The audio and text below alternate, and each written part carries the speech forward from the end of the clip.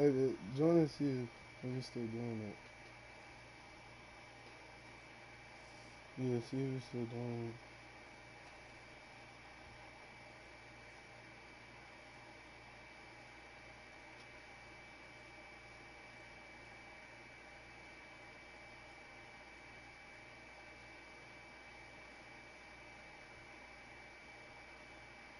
For sure. You see me yet? Yeah, alright,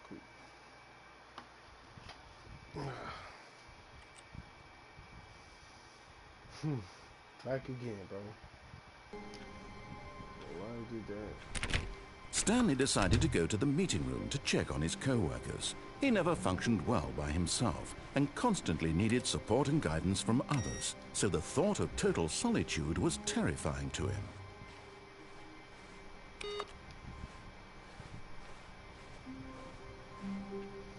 I don't know what happened, bro.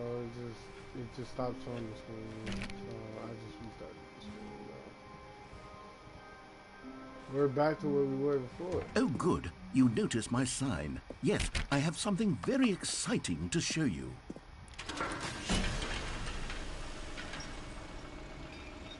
Let's see it then.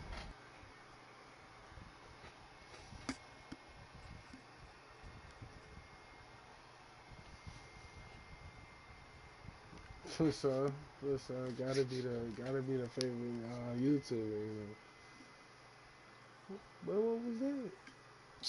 Oh.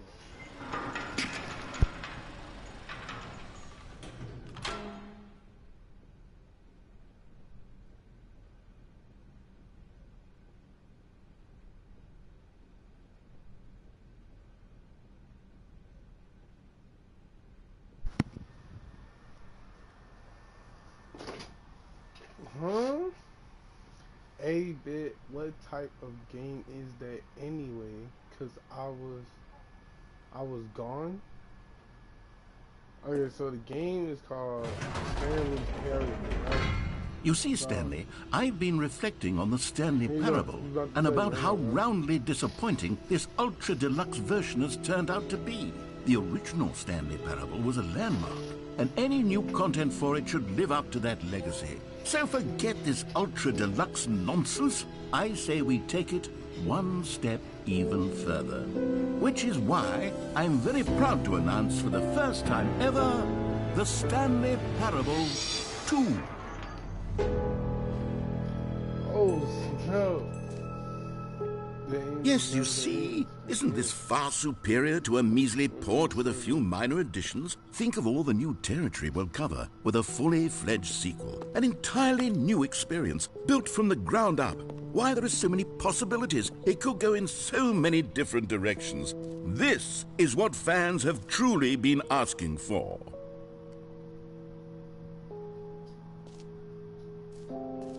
Calling it the Stanley Parable 2 is just so much catchier than Ultra Deluxe, don't you think? Ultra Deluxe? What does it even mean? But the Stanley Parable 2, now that's an artistic statement right there. It's future-oriented. It screams progress and innovation and long-term franchising potential.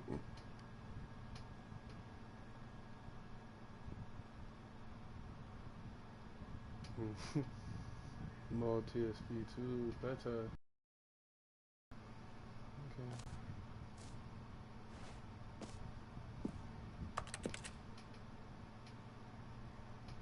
It just says the Stanley Parable 2. Now, to be clear, I haven't quite nailed down what exactly the Stanley Parable 2 is going to be, but let's take a look at some of the features I've been developing for it.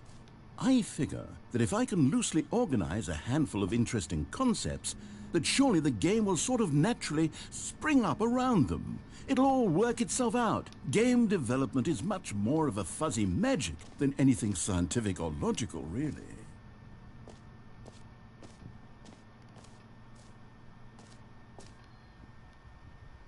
No features.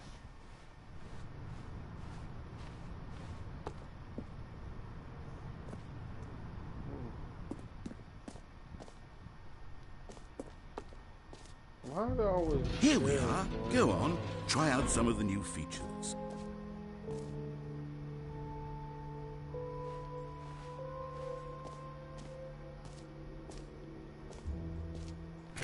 For the Stanley Parable 2, I asked myself, what do players really want?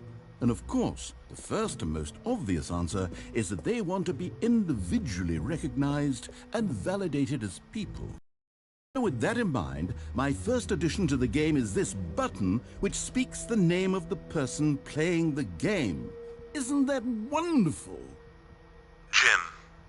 Sorry, I should have clarified. Right now, the button only says the name Jim. But of course, in the final game, this button will say your name, whatever name that is. Here, let's have you role-play as Jim to really simulate the full experience of this feature. Just play along. I promise you'll love it. Okay, here we go. Let's take a deep breath, clear your mind, forget whoever you are, and simply become a person named Jim. Jim. Whoa, hold on. I wasn't finished setting up the backstory. If you don't properly roleplay as Jim, then you'll never understand the impact of this button. Otherwise, it's just a stupid button that says somebody else's name. Okay, we're doing it again, and this time let me finish first. Now, allow yourself to become Jim. Jim. All right, fine, whatever. It's just a meaningless button that says Jim. Are you happy now? Get out of here. I'm done with this button. Why don't you go humiliate me in front of a different feature that I worked very hard on? For sure. I will do so. It says, sup, Jim? How you doing? I'm not Jim. I'm not Jimmy. Jimmy boy. No, not him. Sorry to tell you. Maybe I'll only let people named Jim play the Stanley Parable 2. They would appreciate what I've created here.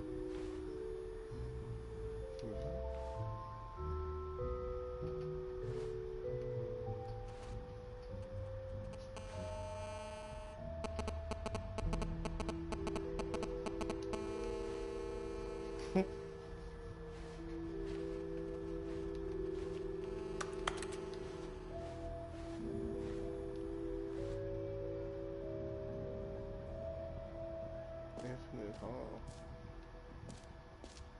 Merge.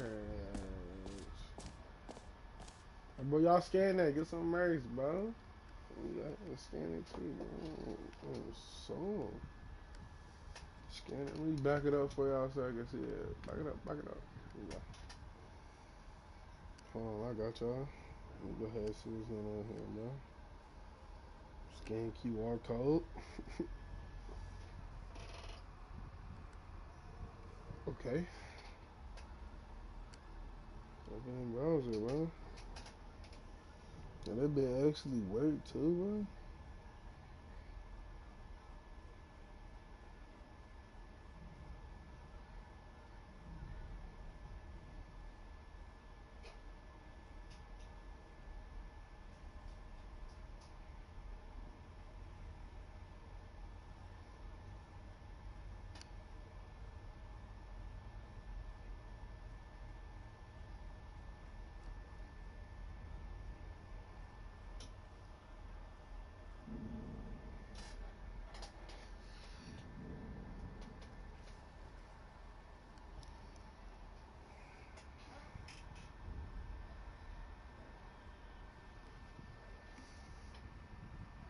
This is the video that popped up, bro.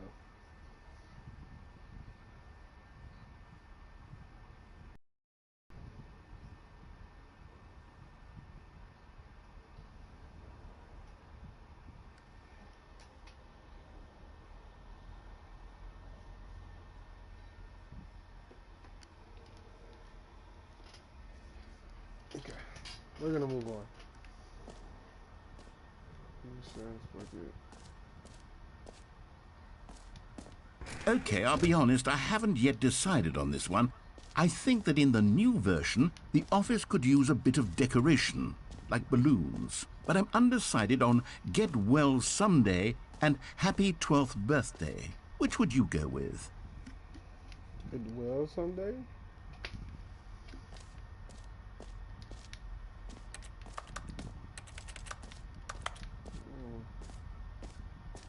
Oh. You know, sometimes when you solicit another person's opinion, it makes you realize that you knew which one you actually really wanted all along. Happy 12th birthday, step-niece, it is. Or actually, maybe I should have gone with... No. No, I've made my decision. We're moving on. Bro, what? Wow. For sure. I see how it is.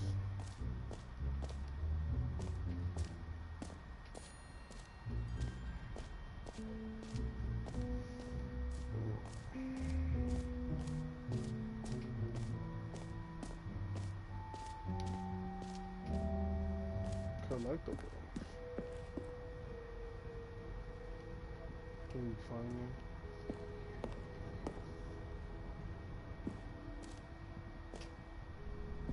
Ah, collectibles.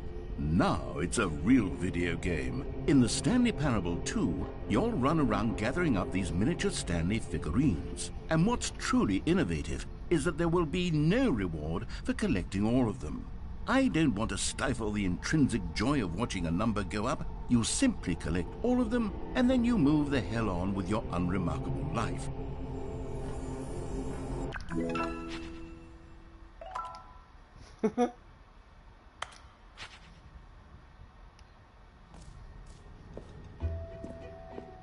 God, it really is the worst when you collect everything in a video game and then they give you a big fancy reward for it. Absolutely tragic.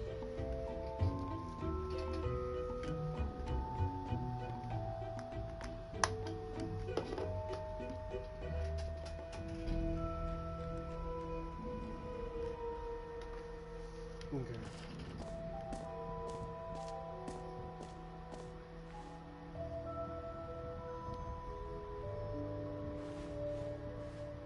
Sweet trophy.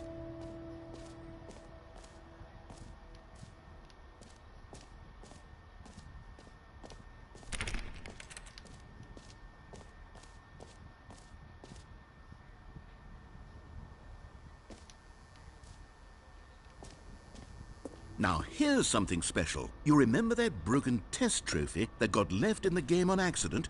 Well, I'm developing a technology to simply give you the trophy. Yes, you see, you'll come to this lever. Okay, perhaps I should have clarified. This is technology that will exist. Right now, the trophy is still fully broken. I'm not a wizard, Stanley, but I guarantee it will be fixed in the sequel to at last satisfy the world who have been uproariously demanding this feature. Gamers, we hear you, and I promise it will happen.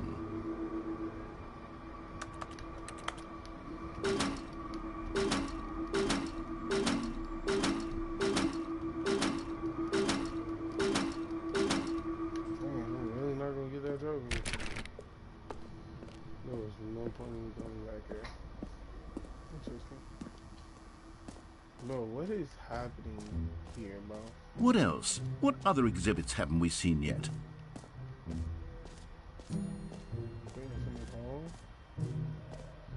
You know what? Let's bring the jump circle back for Stanley Parable 2 as well. It's a... Oh, wait. You already spent all your jumps the first time we saw the jump circle? Oh, well. I suppose it can just be a nice decorative piece, then.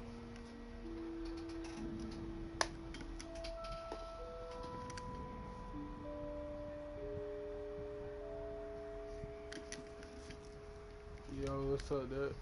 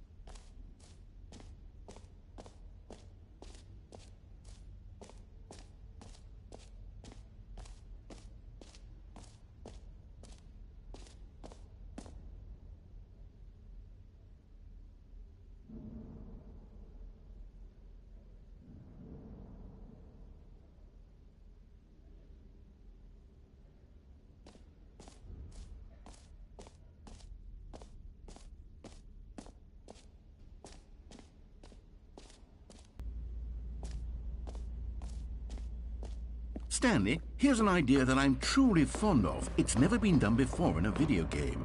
This is, in fact, a hole that you can fall down forever. That's right. Infinite falling. You can fall until the end of time, if you like. A stunning leap forward for video games as a medium. You see, isn't it wonderful? One of my more ingenious concoctions, if I do say so. Now then, since you've gotten to see the infinite hole, you can press the teleport button to pop back up to the top, and we can continue onward. Now, I don't mean to be a bummer, but I do recommend you use the teleport button to go back to the top. Maybe do it on the sooner rather than later spectrum of things.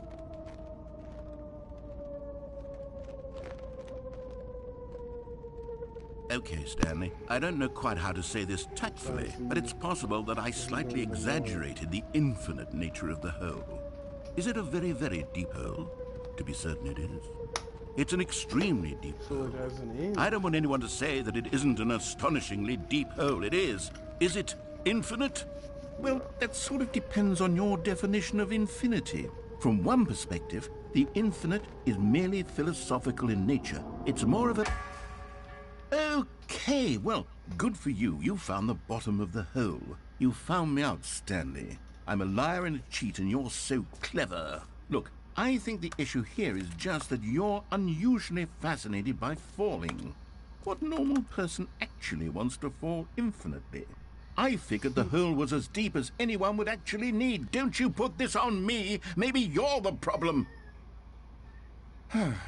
Look, things got a little heated there. I think we both said some things we didn't mean. Why don't we just put all this behind us and agree to just call the hole mostly infinite? If that works for you, then go ahead and press the teleport button to warp up to the top of the hole and we can move on. I'll just be up here when you're ready. Okay. I'm gonna see if he's gonna say something if I don't do it right away.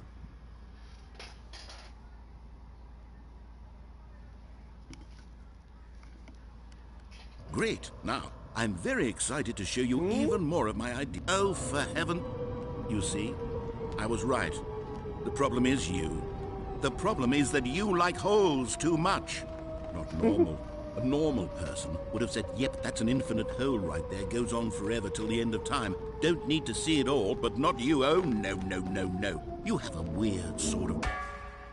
Oh.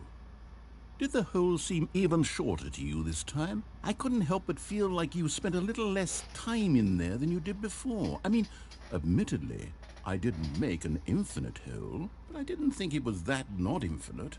Well, I suppose once again there's nothing to do here. If you decide you've had enough of the hole, you can hit the teleport button and come join me up above. Had enough? I'm positively thrilled. I really... Gosh, how could I have guessed? You're back in the hole. If this starts to become a thing where... Wow. Okay. Yes. I'm starting to become extremely certain that the hole is not only not infinite, but that it's growing steadily less and less infinite. I suspect that I'm starting to hit the point where it's no longer feasible to call the hole infinitely deep, even by the lax overall standards for accountability and marketing. What's going on here? Stanley, I have no explanation for the uncertain nature of the hole's length. Here, let's try something. Let's pop back up to the top, and we'll see if it gets any shorter.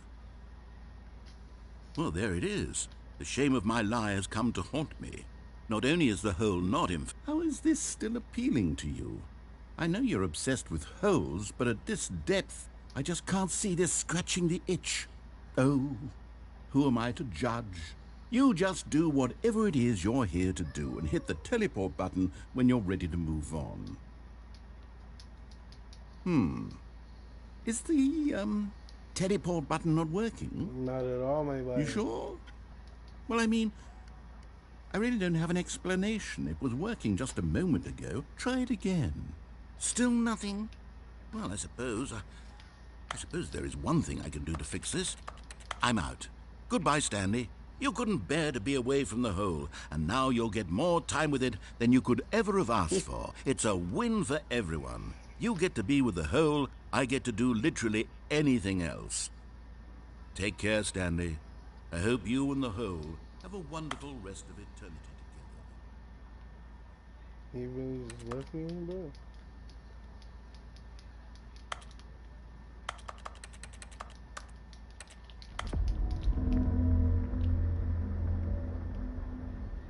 What's that?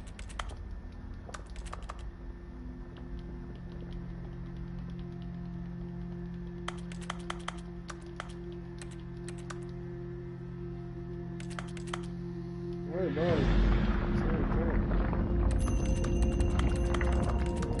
I just earned 2 trophies.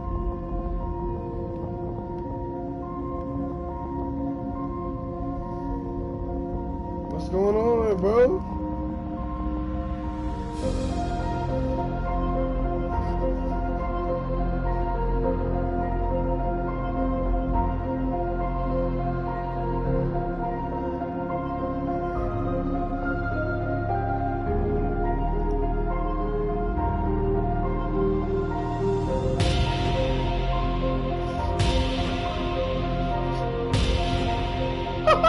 Look at my cat's face, bro.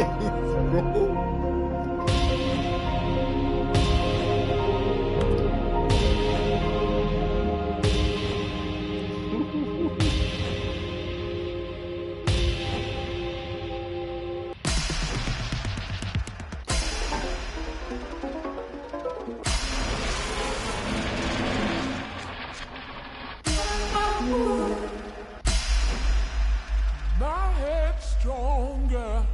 You're no longer using up the space of mine. My head's stronger. You're no longer using up the space of mine. My head's stronger. You're no longer using up the space of mine. Woo! My head's stronger. You're no longer using up the space of mine. My head's stronger.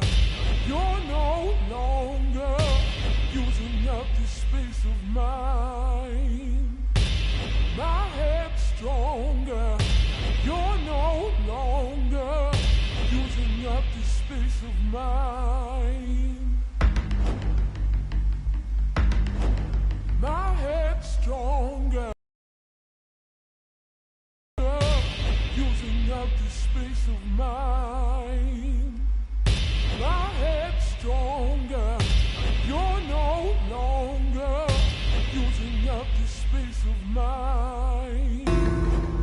My head's stronger. You're no longer using up the space of mine.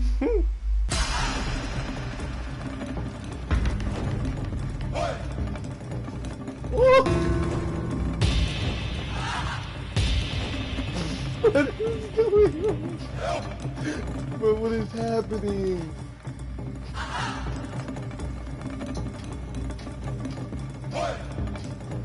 Stanley? Stanley? Stanley! What? Oh, good, you're awake. It seems you had sort of dozed Bro, off. what? there, He just drifting interrupted away my into whole dream. vibe. But we can't have that, Stanley. Because this hole is just he's so an L, bro. darn He's an L. fascinating that He's I an want you L, to be bro. He's wide an awake L, for bro. every second of it. He's an L, You don't bro. want to Why miss did a he wake single me up, moment. bro? So how about if I just pop in from time to time and wake you up to keep you really, truly focused on the hole? Why did he From the wake looks me of up, things, bro? you and I will have many, many years here in this hole. And I'm looking forward to all of them. Stay alert, Stanley. I'll be back. Toodle-pip.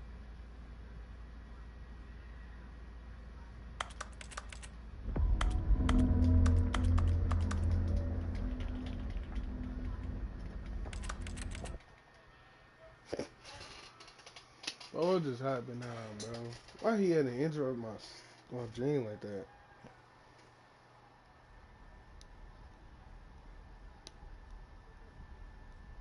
Now I'm back here. Here we are. Go on. Try out some of the new features. It doesn't say that says your name. It says Jim. That's interesting.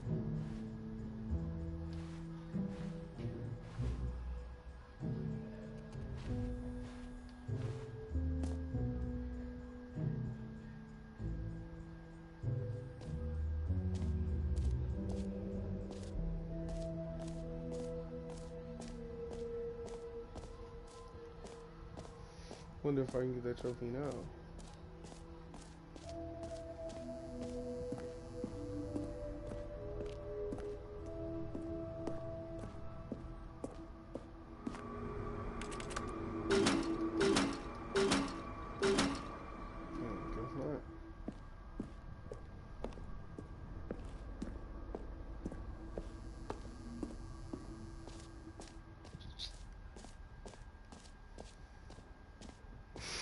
I don't know what was happening earlier, but it was kind of nice. This is the infinite hole, right? Let's see the doors and everything. So not when we going back in there, huh? Interesting.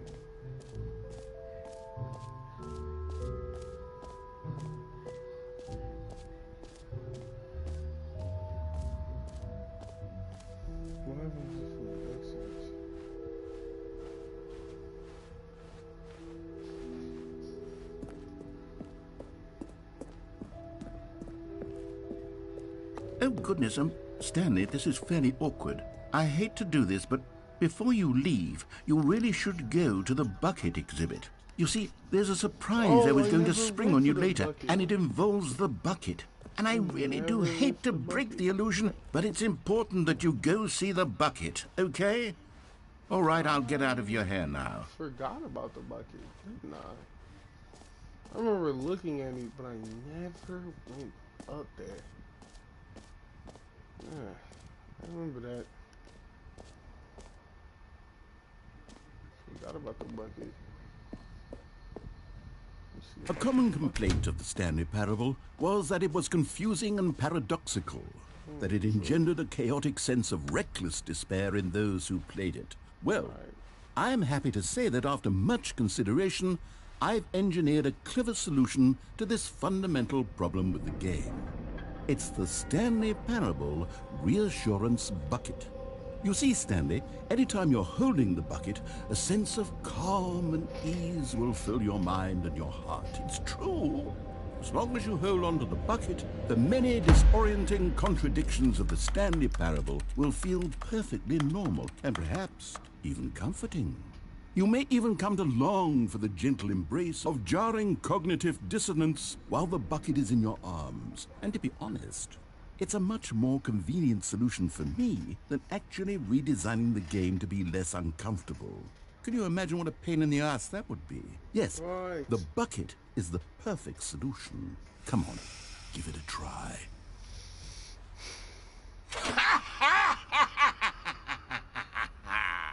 Can you feel it? The glow of comfort, even in the face of crushing despair, must already be sweeping through your body. And in fact, can I say that I do believe the bucket lends you an air of charisma as well? I think that just holding it has made you the slightest bit more attractive as a person. The benefits of the bucket seem to go on, don't they? All this and more await you in the Stanley Parable 2. All right, well, I keep the bucket, right? Thank you. Does anyone give out awards for most enjoyable bucket in a video game? That really should be an award if it isn't already. Right. Well, let's exit.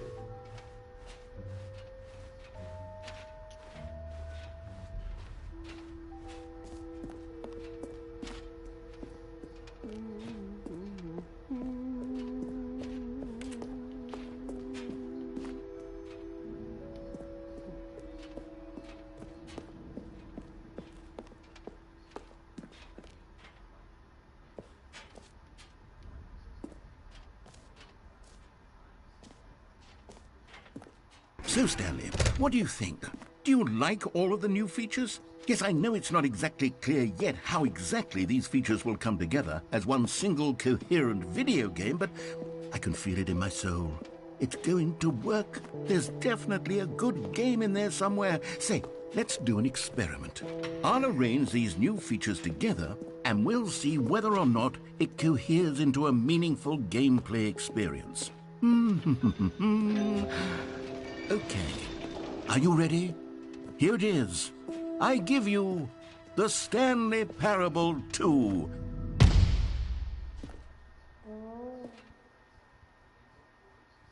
I mean, there's potential here, right? It's sort of... Okay, never mind. Hold on, let me do a different arrangement. Okay, yes, this is much better. I feel good about this. Here we go. Version 2. Who am I kidding, Stanley? This isn't a coherent video game at all. It's a lot of gags. And I do very much enjoy creating gags, but they don't add up to anything. I wanted more than anything to create a sequel that would capture all the magic of the first game. I wanted fans to love it. No matter how good these gags are, they won't stand on their own. They would need the structure and the gameplay of the original. Wait, maybe that's it. I can take the original Stanley Parable and simply, well, insert a few of my new features into it. Tastefully, of course. With respect. With care for the vision and integrity of the original game. Would it possibly work? I suppose it could. But it would need a really, really tremendous title screen. A title screen that says with bold and uncompromising conviction, "This is the Stanley Parable 2. Let me see if I can whip something up. All right, perfect. Go ahead. Take a look. So now we're gonna play his game. But this is an excruciating. It's already been 2 hours and a half since.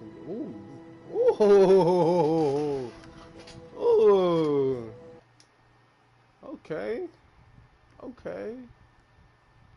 I'm not gonna lie. It's pretty nice. It looks pretty nice. No cap.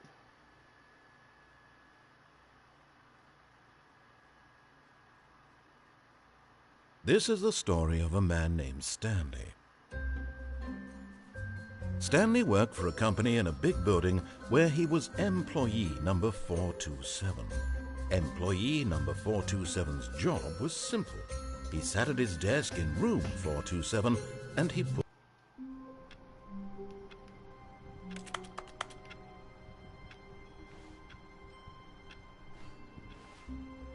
Okay, the balloons. All of his co-workers were gone. What could it mean? Stanley decided to go to the meeting room. Perhaps he had simply missed a memo. Okay. Stanley picked up the bucket. Here goes the bucket. Alright. Kinda like this.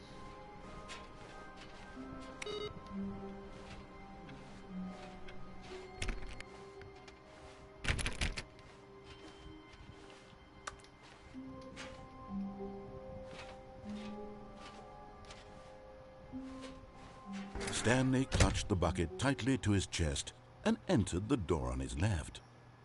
Should I go left or right? Left or right? Left or right? Alright, let's do this. Eeny, meeny, miny, mo.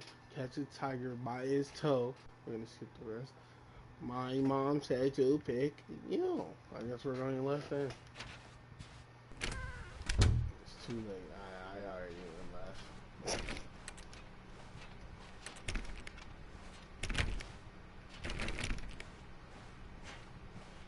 Still no one was here. Stanley needed the bucket's warmth and comfort now more than ever. Perhaps his boss's office was where he'd... Oh, Stanley, can you feel it? The broom closet. It wants the bucket. You can feel that, can't you? The aura of jealousy? It's as clear as day. This broom closet believes it deserves the bucket. I can really feel it now. It's a bucket. It belongs in a broom closet. That's what the broom closet is trying to say here. It's supposed to go with the other cleaning supplies. Good for you, Stanley. Don't give in. Don't hand over the bucket. I know how hard it must be, given the pressure that the broom... Coming to a staircase, Stanley and the bucket walked upstairs to the boss's office. Down or up? I found one of them. One of the miniature Stanley figurines. Remember, no reward for collecting all of these, only the intrinsic pleasure of a job well done. You can't buy that sort of happiness, Stanley. God knows I've tried. So, I implore you to savor each and every moment you come across one of these beautiful figurines. Oh, it has to do with fire, though. Let's go up there.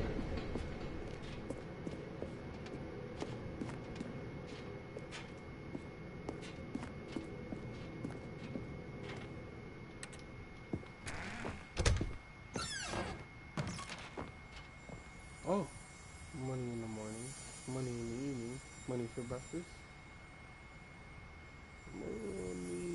Another miniature Stanley figurine. This, you know, there really must be a snappier name for these things. What about mini-stands? Stanley things. What about Stanlerines? Yes, I think I like that. Okay. Another Stanlerine under your belt. Yes, of course. Stanlerine.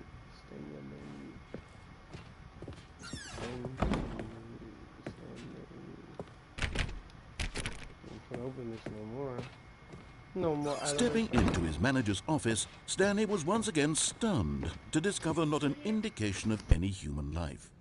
Crushed by the weight of this revelation, Stanley may have broken down into an emotional dumpster fire if not for the soothing presence of the bucket. Even now...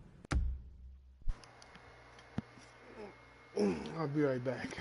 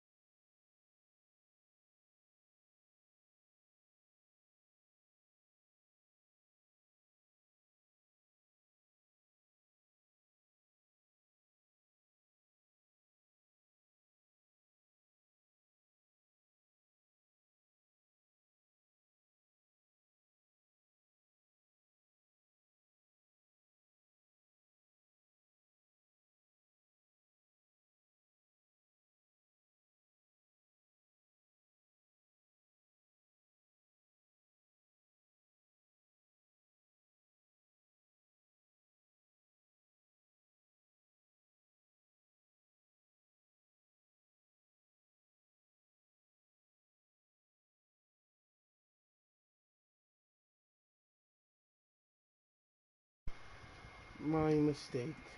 Things had to be done.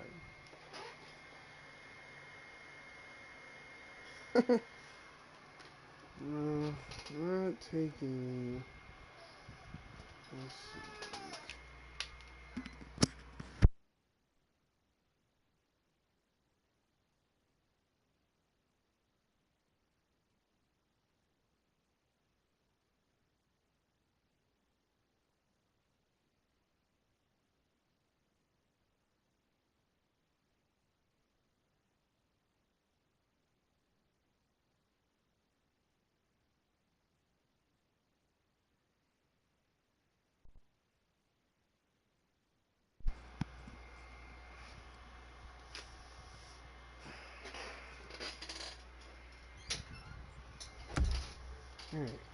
In his darkest of hours, did the bucket's warmth and guiding light pierce the dark clouds of confusion and chaos.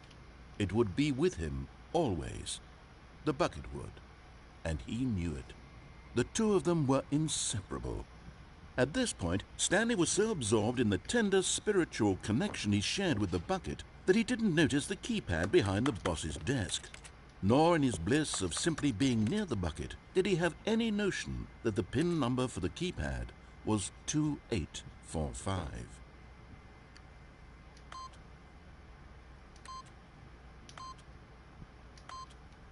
But Stanley guessed the correct code by sheer luck. Was it that the bucket knew all along? Was the bucket guiding him? Yes, this is certainly the most logical explanation. Okay, I'm going back to the name of these little Stanley figurines, and now I'm torn between Stanlerines and Figlies. What do you think, Stanley? Figlies. What name better encapsulates the intrinsic sense of happiness that you get from seeing a small number in the corner of your screen go up by 1? Let me sit on it. I'm sure it will come to me. How would you Figlies, bro? Figlies is fire.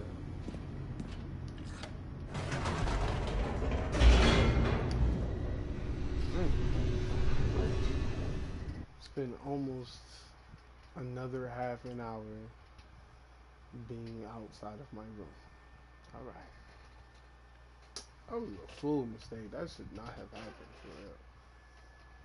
But I mean, the elevator raced downward, plummeting towards an unknown fate. It would be all Stanley could do to keep himself together, if not for the bucket. Soothing him, comforting him, reassuring that in this darkest moment of uncertainty, he would be all right. The bucket is here for you, Stanley. Everything will be fine.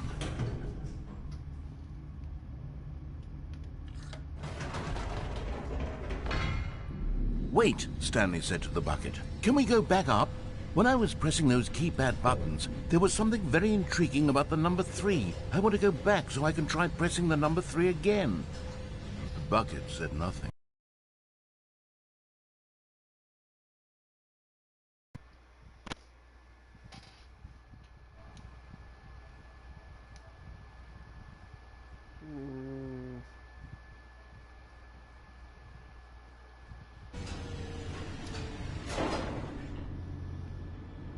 You can barely hear me.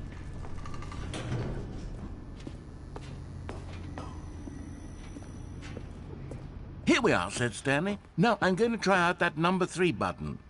He took the bucket over to the keypad and began absolutely slamming on the number 3. Wow, he said. The number 3 is such a special button. I'm having the time of my life. Stanley looked expectantly at the bucket, but the bucket remained silent. This was a shock to Stanley, who had always felt such a connection with the bucket. How was this not as exciting to the bucket as it was to him? Once Stanley had had enough of the number 3, he got back in the elevator. Perhaps the bucket had missed something. Perhaps it had not seen how much joy Stanley got from slamming the number 3 repeatedly. You can barely hear me.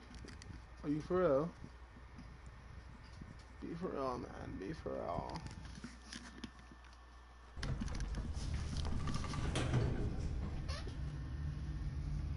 A hint of regret nagged in the back of Stanley's mind. Should he demonstrate? Stanley and the bucket walked straight ahead through the large door that read, Mind Control Facility. go through the escape this time. Although this passageway had the word escape written on it, the truth was that at the end of this hall, Stanley and the bucket would both meet a violent death.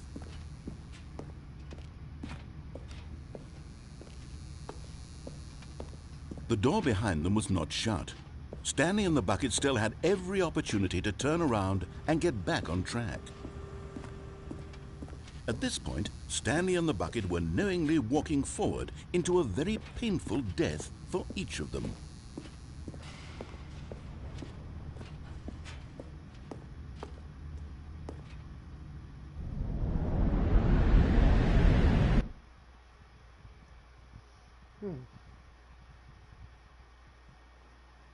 Did we really die?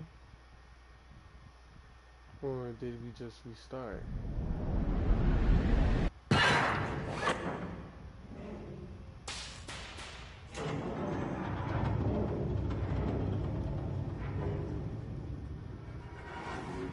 Oh, snap.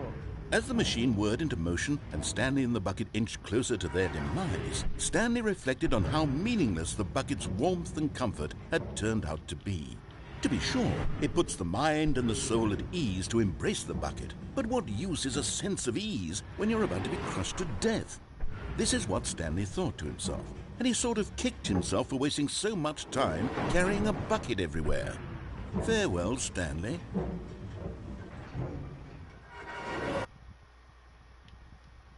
"Farewell, Stanley," cried the narrator, as Stanley and the bucket were led helplessly into the enormous metal jaws. In a single visceral instant, the bucket's life came to an end as it was crushed violently to death.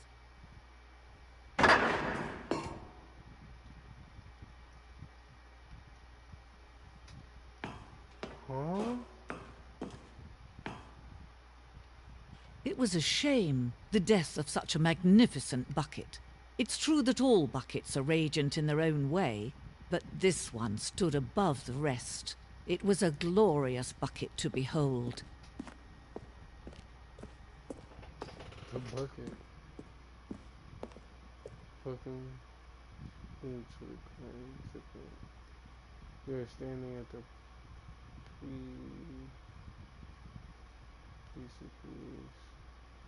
preceptors of knowledge. Much like a bucket itself, the human mind is frequently empty within a cavernous void. But through use of the exhibit in front of you, the mind becomes full and enriched and substantiated. Knowledge of the bucket and its history is the only true knowledge we really have. Will you take what you learn here with you into the world? Will you accept with an open mind what may be challenging about the information in this exhibit? Will you change the lives of yourself and your loved ones as a result of this exhibit? Or will you turn a blind eye and continue to live as you were, in ignorance and darkness? Deep. Can you see how arrogant it was for Stanley to take a bucket like this and to claim it for his own? Can you see the hubris that blinded him? Can you see that the bucket is far more noble than Stanley will ever be in his short life? Wow. A bucket with two handles.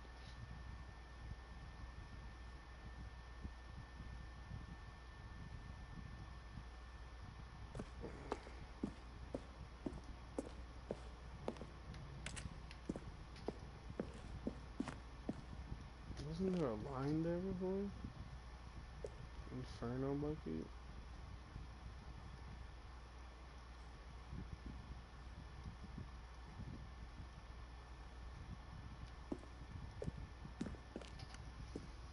Distress bucket. An analogy. Worrying, negative forecasting, negative thinking, lack of reassurance, vulnerability, size, strength of the bucket, coping strategies, rest and relaxation, doing something you enjoy, rest and relaxation, stress, the level of water in the bucket.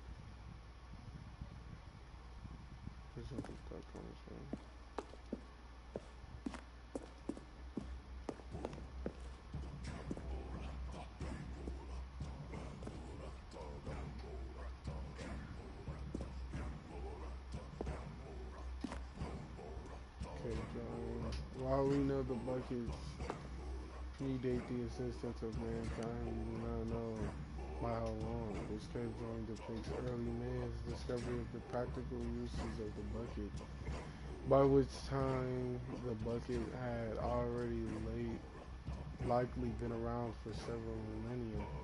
Notice in these drawings how the bucket is allowing itself to be used, having judged humanity to be worthy of its treasures. No man can own a bucket, and certainly not a bucket as dazzling to behold as this one. It is man who should kneel before the bucket.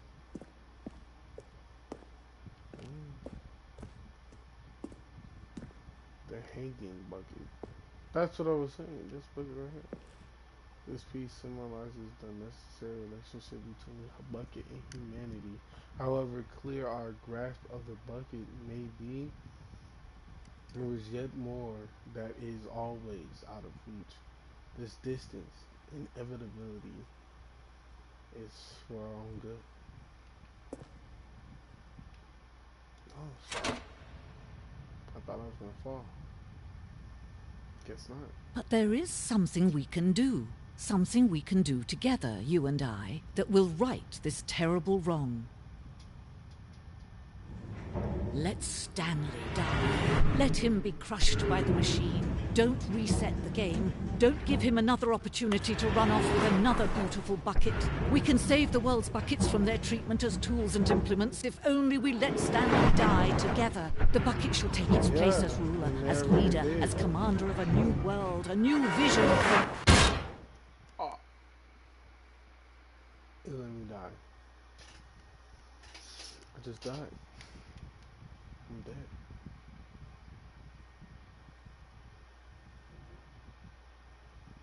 The end is never the end. The narrator did change genders unexpectedly, but it happened. And what are we gonna do about it?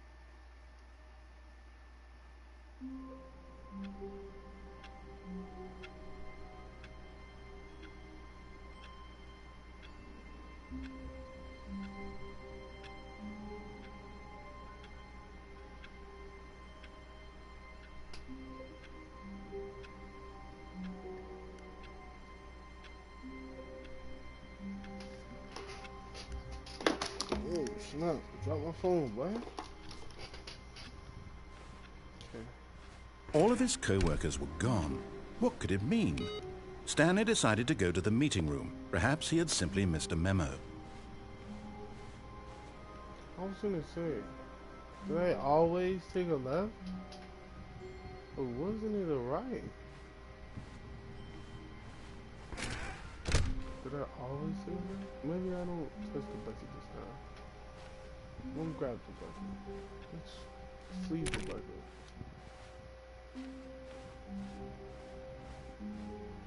When Stanley came to a set of two open doors, this was not the correct way to the meeting room, and Stanley knew it perfectly well. Perhaps he wanted to stop by the employee lounge first, just to admire it. Stanley felt lightheaded, butterflies in his stomach, giddy in a way he had never known before. Was it this room? A connection between the two? But eager to get back to business, Stanley took the first open door on his left. Stanley was so bad at following directions, it's incredible he wasn't fired years ago.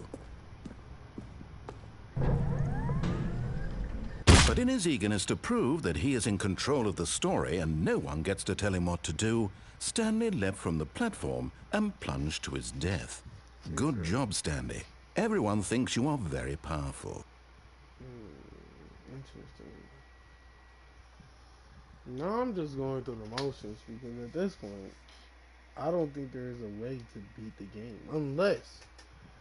unless I go to the end of the game with the bucket. What if I go to where I was before when when he was about to blow everything up, but I have the bucket in my hand. All of his co-workers were gone. What could it mean? Stanley decided to go to the meeting room. Perhaps he had simply missed a memo. Bro, I'm not tripping. Just now I took a left. Now it's a right? Stanley lifted the bucket into his arms, and a wave of comfort rushed over him.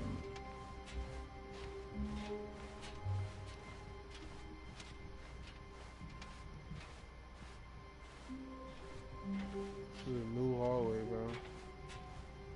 Stanley clutched the bucket tightly to his chest. This was not the correct way to the meeting room, but Stanley had felt the bucket calling to him, telling him that the employee lounge was simply the place to be. And here it was. Had the bucket turned out to be correct? Was this better than the meeting room? Yes, Stanley thought to himself. Yes, perhaps it truly was. How insightful the bucket... No, never mind. The bucket was wrong. Stanley took the door on his left to go back to the meeting room. No, said the bucket. Don't go to the meeting room. Go somewhere else. A cargo lift, yeah, good, said the bucket. Now ride the lift all the way to the top. There's something up there I need you to do. Stanley did not question why or how this bucket was speaking to him. It should have alarmed him, of course, but Stanley feared that any path he walked might lead to the separation of himself and the bucket, his dearest friend. So he threw himself to his death, that they might die in one another's arms. How deeply touching. No, just get me to the next level. I'm just trying to go back and restart.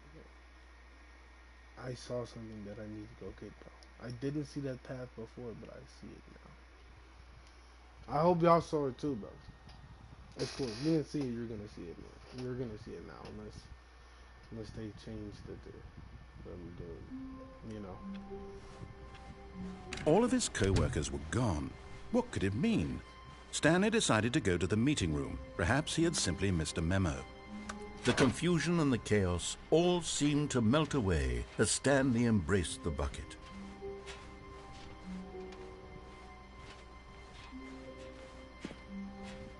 Is it always a blue hallway?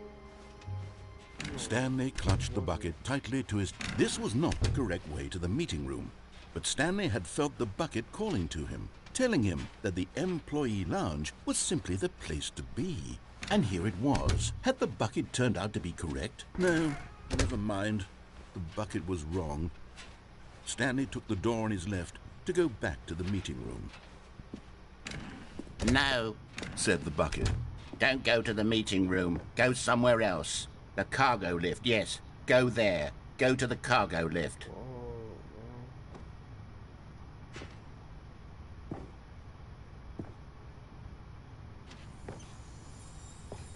You're getting close now, Stanley. You've nearly gotten all of the Figler and Marines. Very soon, you'll collect the last one, and then the first number will equal the second number, and that will be it. We'll be different people by then. Different in the sense that we used to have none of them, and now we have them all. You can't go back to when you had no Figler and Marines. None of us can.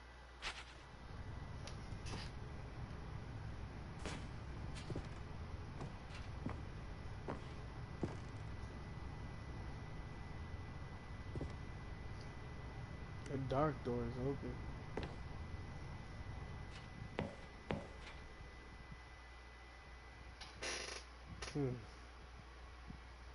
Now unlocking a lot of different ways. A lot of different things.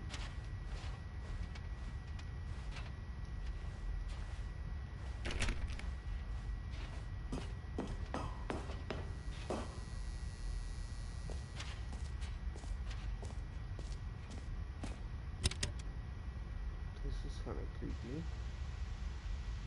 Okay, this is day number 295. Tape number... I don't even know. I've lost track. Nothing feels real anymore. The longer I study this bucket, the less sense anything makes. The sheer euphoria I feel every time I pick it up. No matter how many times I've done it, it's always the same feeling. And the emptiness in my chest when I set it down. It doesn't make sense. There's no explanation for it. I still haven't figured out why I see the world so differently when this bucket is in my arms. Why everything feels so... What do I do with this treasure? I can monetize it. Yes. It's unthinkable the amounts of money people will pay for even just an hour with the bucket. This is my golden ticket. But I have to be careful, because as soon as this gets out, there's going to be a target on my back. Even now, I don't know who might be trying to get...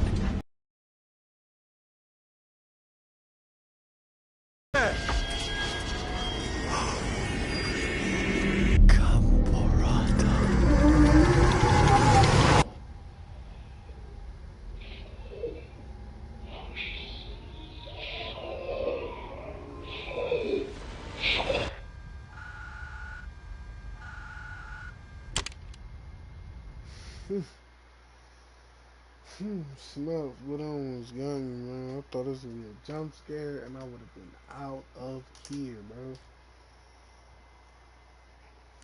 It's real to the max, bro. They playing. Oh my goodness. Anyway, bro. All of his co-workers were gone. What could it mean? Stanley decided to go to the meeting room. Perhaps he had simply missed a memo. We'll probably go down there without the bucket. When Stanley came to a set of 2 open doors, this was not the correct way to the meeting room, and Stanley knew it perfectly well. Perhaps he wanted to stop by the employee lounge first, just to admire it. It was okay. It was okay. But eager to get back to business, Stanley took the first open door on his left. Stanley was so bad at following directions, it's incredible he wasn't fired years ago.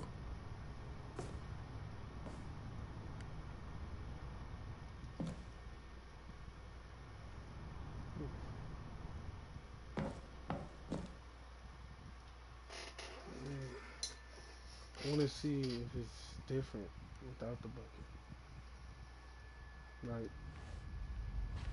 Stanley had now gotten himself so far off the beaten path that it seemed the office had begun. So far off the beaten path that it seemed the office had begun. So far off the beaten path that it seemed the office had begun. So far off the beaten path that it seemed the office had begun. So far off the beaten path that it seemed the office had begun. So far off the beaten path that it seemed the office had begun.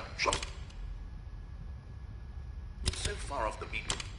You didn't think I was actually just a recording, did you? What a silly and trite explanation that would be. All the back and forth between you and me, all the absurd adventures we've been through, and it all turns out I'm just a tape recording? It was all just in Stanley's head. I bet that's the kind of twist you think is revelatory. I bet each and every time you watch a movie where it turns out all to be in the main character's imagination, you must absolutely bolt off the couch in pure shock at the phenomenal and intricate storytelling. It must be so simple to be you. Life being an unending waterfall of surprises and delights. How much more exciting you must find the world than the rest of us do. Now I've become sad. Look what you've done to me. This is all your fault.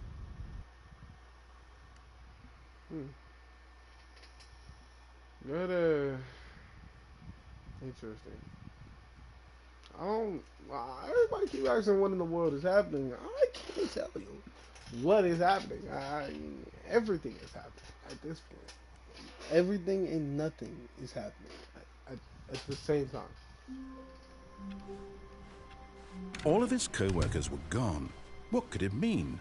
Stanley decided to go to the meeting room. Perhaps he had... Warmth spread through Stanley's arms. With the bucket in his arms again, he was home. Stanley clutched the bucket tightly to his chest. This was not the correct way to the meeting room, but Stanley had felt the bucket calling to him, telling him that the employee lounge was simply the place to be. And here it was. Had the bucket turned out to be correct? Was this better than the meeting room? No, never mind. The bucket was wrong. Stanley took the door on his left to go back, and so the two of them detoured through the maintenance section and walked straight ahead to the opposite door.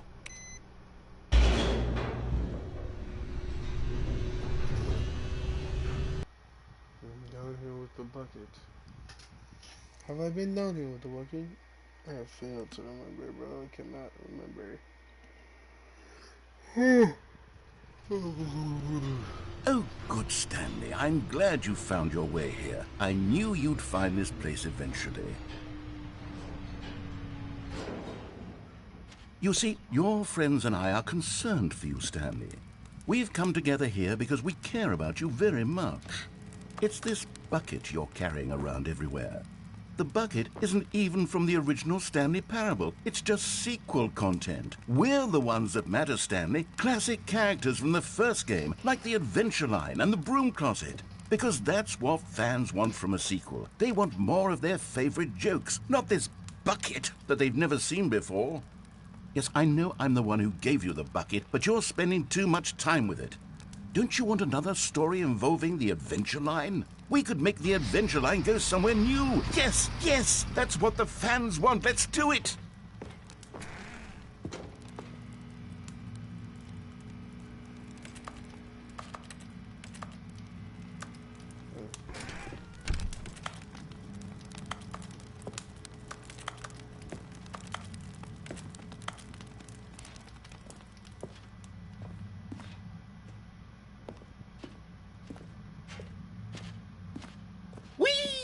Look at that wacky line. Who knows where it'll go off to next? Oh, and it played some silly music as well.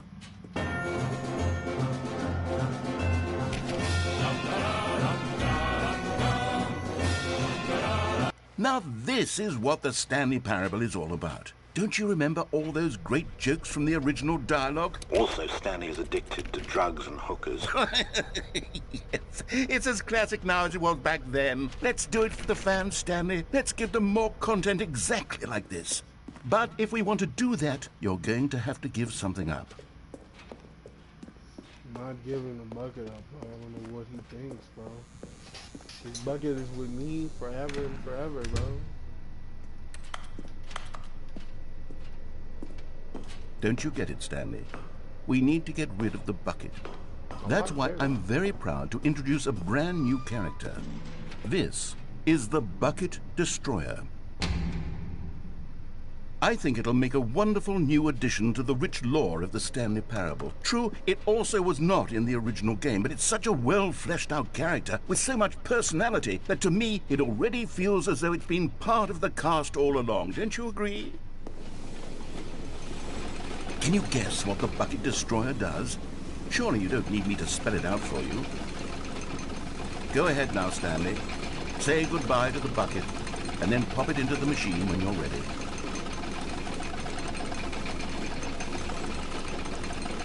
Now listen to me.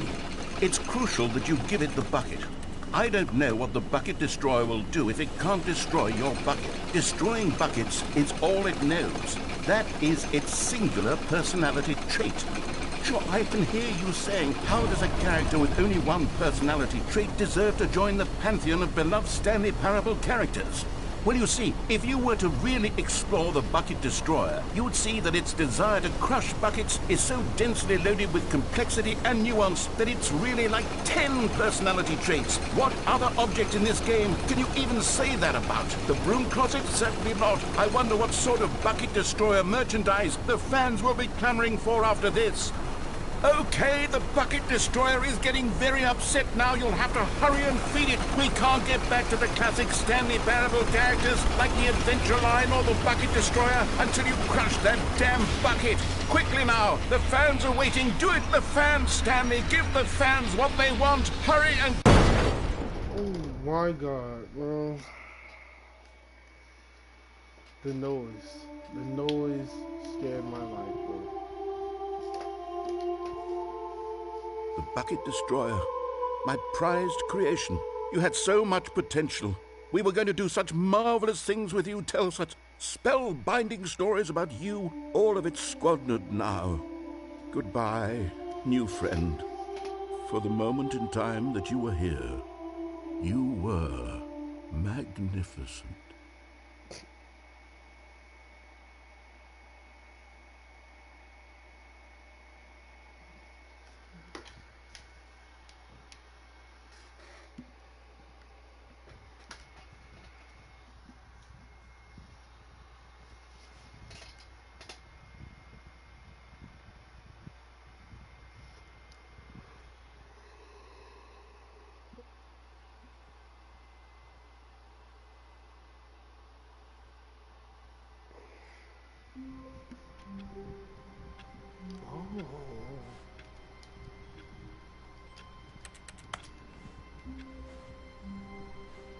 All of his co-workers were gone. What could it mean? Stanley decided to go to the meeting room. Stanley picked up the bucket and smiled. He'd never be alone again, not truly alone. Not with the... Stanley pressed the bucket upon every little thing in the office. Nothing responded to the bucket's touch, but it did little to discourage Stanley's belief in the magic of the bucket.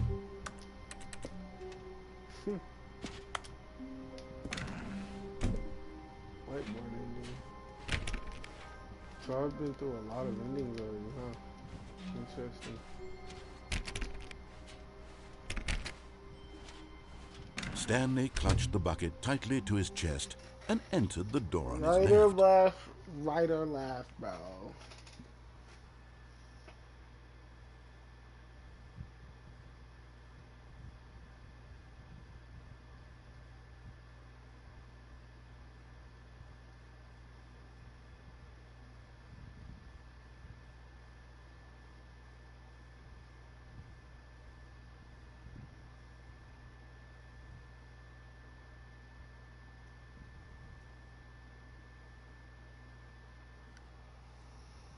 Left? I got you.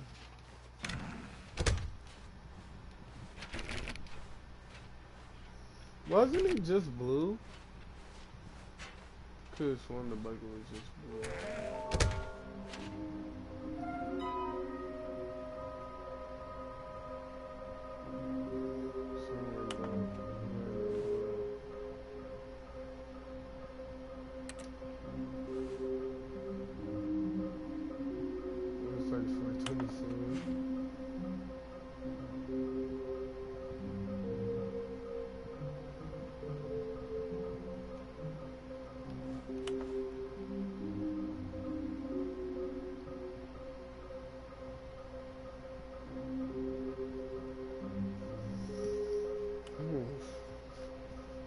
Traces remain.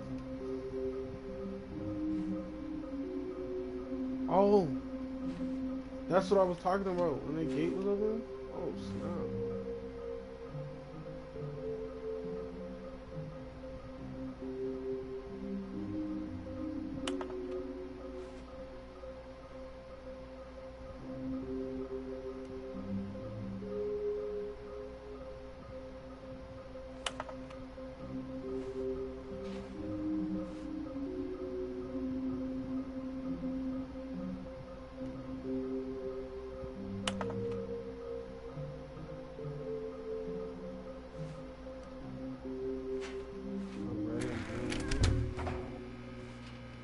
Oh, Stanley, can you feel it? The broom closet. It wants the bucket. You can feel that? Coming to a staircase, Stanley and the bucket walked upstairs to the boss's office. Up or down? Up or down? Should I go up or down?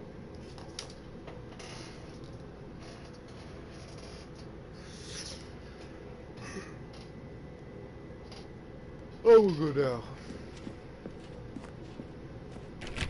Let me go up again. Alright. I don't know though.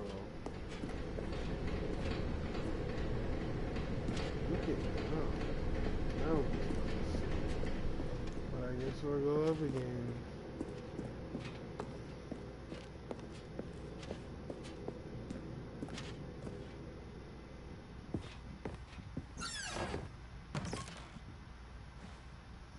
To be rich, is it a crime? To commit crimes, isn't it rich? It just one.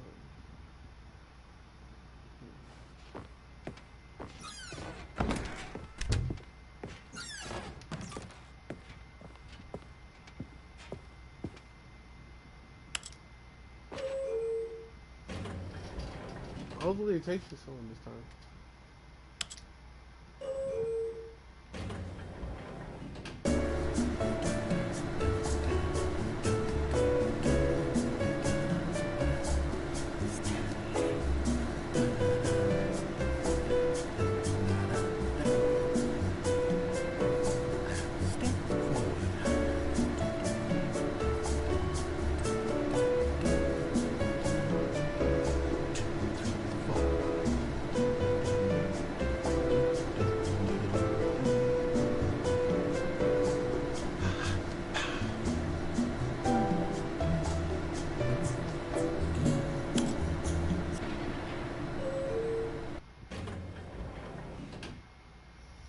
Did nothing for me.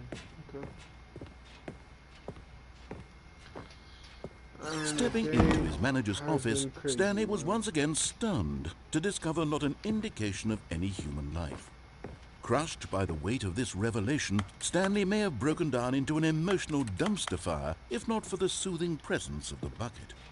Even now, in his darkest of hours, did the bucket's warmth and guiding light pierce the dark cloud. But Stanley guessed the correct code by sheer luck. Was it that the bucket knew all along? Was the bucket guiding him? Yes, this is certainly the most logical explanation.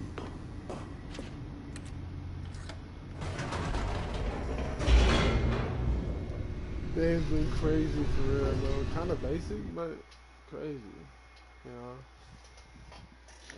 It's only crazy because of this game. This game is very mentally challenging. I'll say that. It's very mentally challenging. Stanley and the bucket walked straight ahead through the large door that read, Mind Control Facility.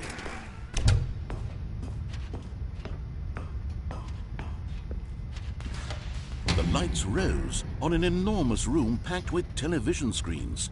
What horrible secret did this place hold? Stanley and the bucket both wondered to themselves.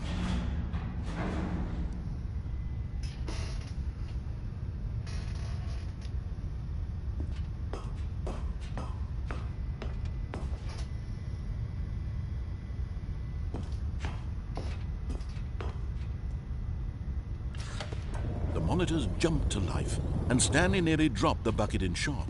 Everyone in the office was being videotaped, monitored like guinea pigs. The bucket had never seen anything like this, and it very nearly burst into tears as Stanley cradled it gently, reassuring it that everything would be fine. Was the bucket under the mind control facility's influence as well? Had the bucket been told to do things it didn't wish to do? What kinds of things does a bucket want to do or not want to do in the first place? These questions raced furiously in Stanley's feeble mind. Feeble? No! He screamed into the bucket. He couldn't accept it. His own life in someone else's control, never! He squeezed the bucket tighter. His one friend in the entire world. At this point, he could trust no one except for the bucket. But here was the proof. The heart of the operation. Controls labeled with emotions, happy or sad or content. Walking, eating, working, all of it monitored and commanded from this very place. And as the cold reality of his past began to sink in, Stanley decided that this machinery would never again exert its terrible power over another human life. For he and the bucket would dismantle the controls for good. Two best...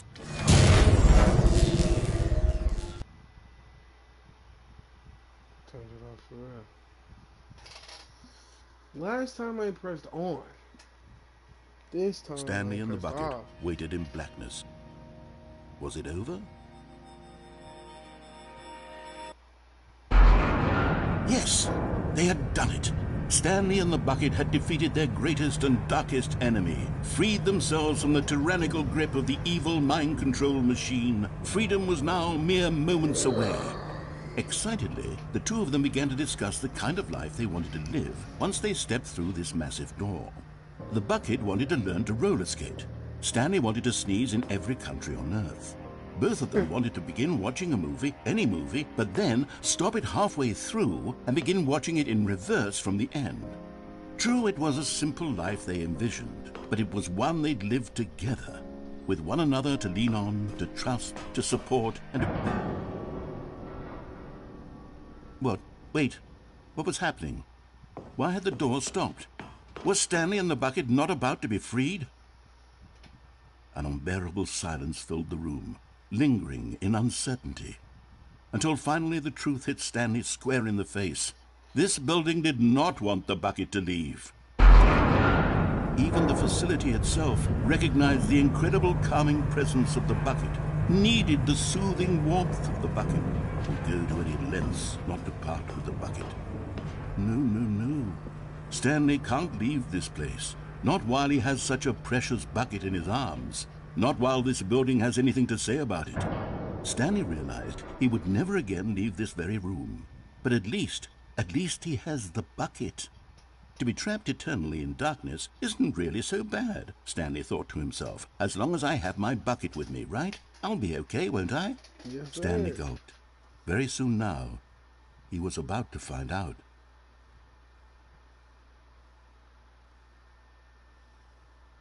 Did they restart me? Because if they did, I'm going there without the bucket. I'm pressing the off button.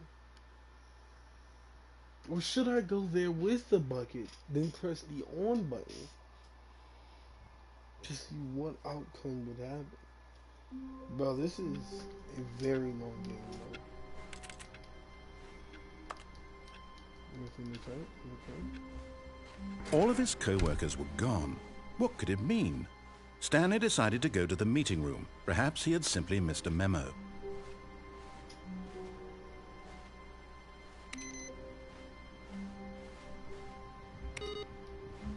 Okay, with the bucket or without the bucket? Bucket? No bucket. Bucket? No bucket. Bucket? No bucket. Bucket? No bucket.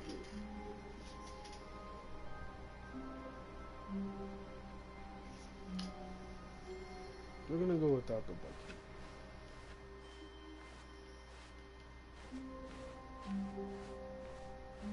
When Stanley came to a set of 2 open doors, this was not the correct way to the meeting room, and Stanley knew it perfectly well.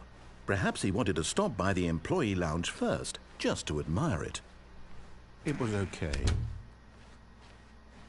But eager to get back to business, Stanley took the first open door on his left. I actually want to see if they put more planes down. Stanley was so bad at following directions, it's incredible he wasn't fired years ago.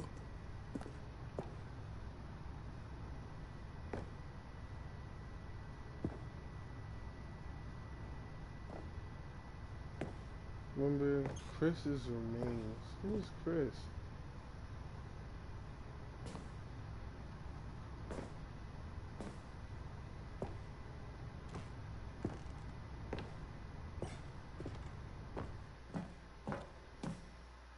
Who is Chris?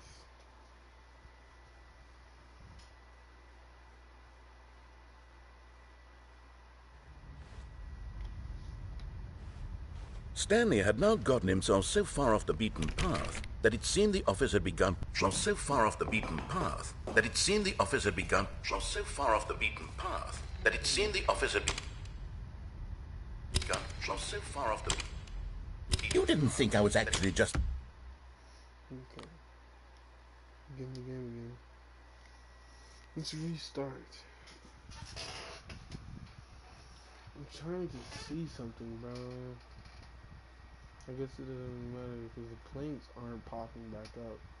Like there aren't any new planks, even though on that board it said needs more planks. So if there isn't any more planks, then is that a phone call?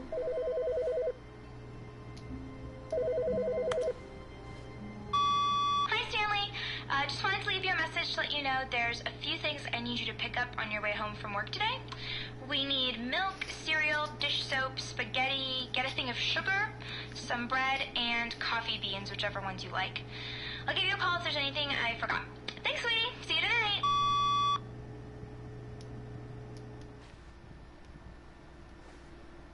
I'm calling for my wife? Seriously? So...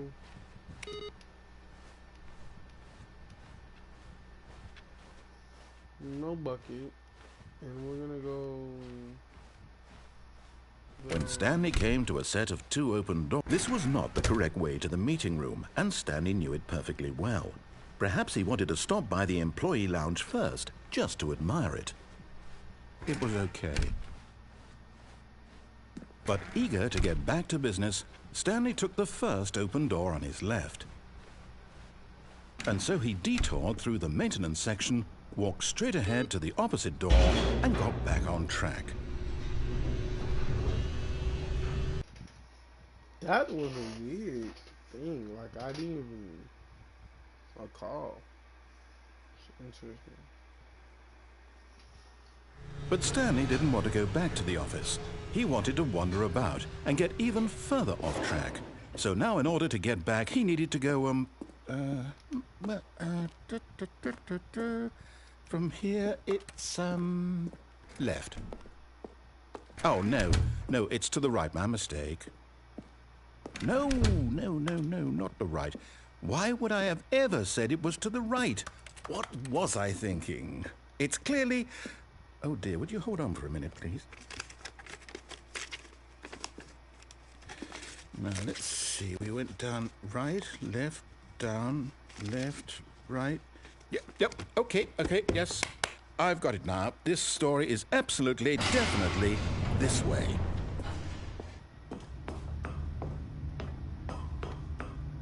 No. Goodness. I have confused myself. I simply took the wrong way.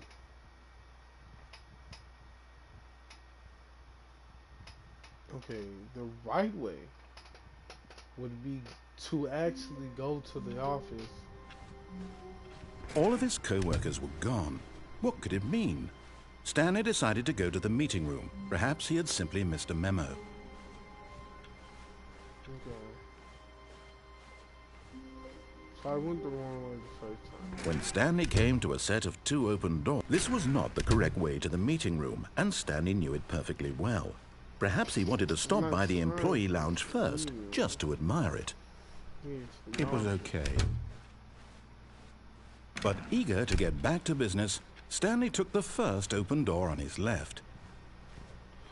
And so he detoured through the maintenance section, walked straight ahead to the opposite door, and got back on track.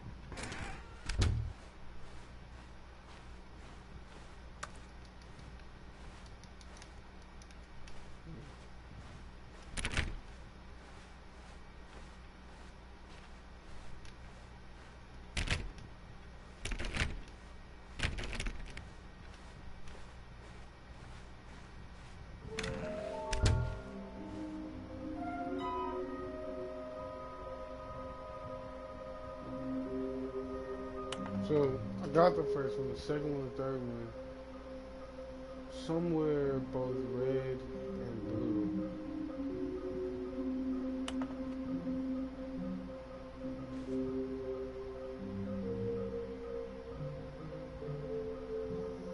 Somewhere both red and blue.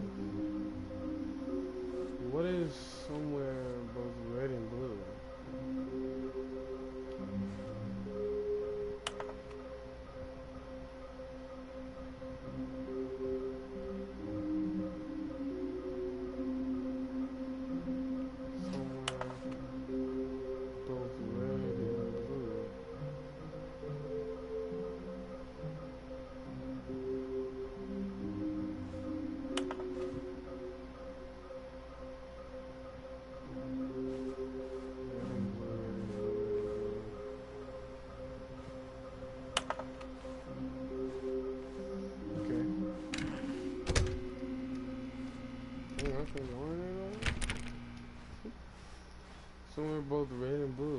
Coming to a staircase, Stanley walked upstairs to his boss's office.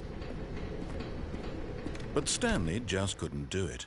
He considered the possibility of facing his boss, admitting he had left his post during work hours. He might be fired for that. And in such a competitive economy, why had he taken that risk? All because he believed everyone had vanished? His boss would think he was crazy. And then something occurred to Stanley.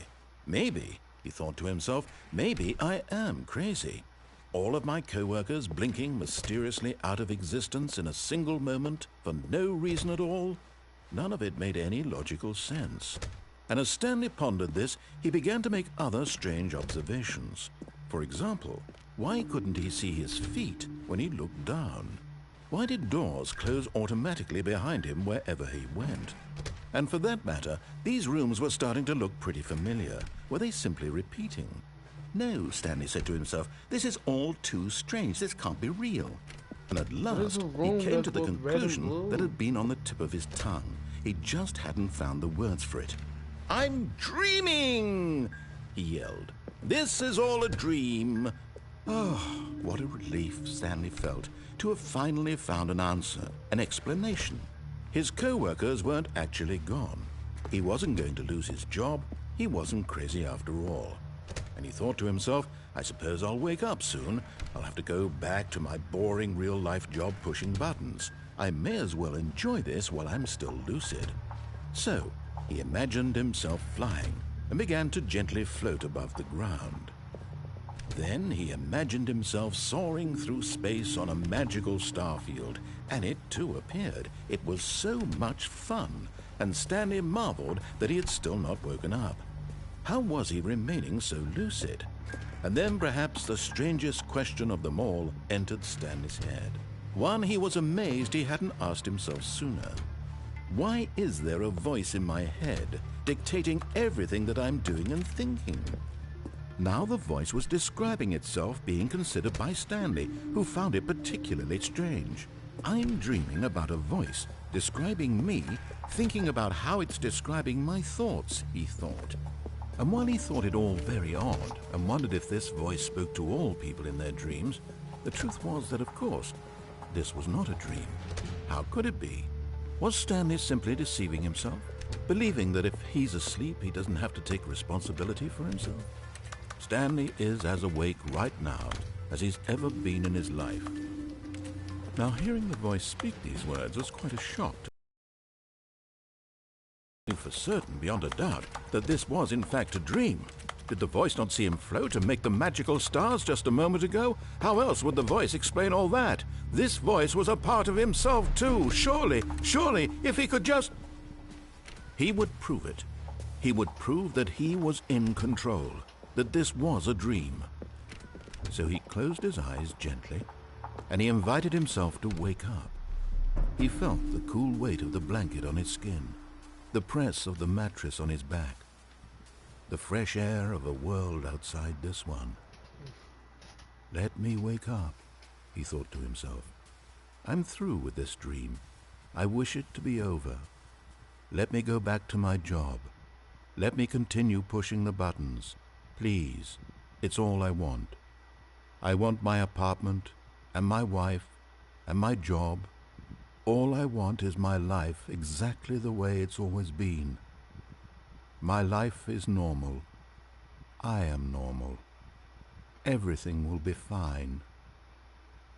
I am okay.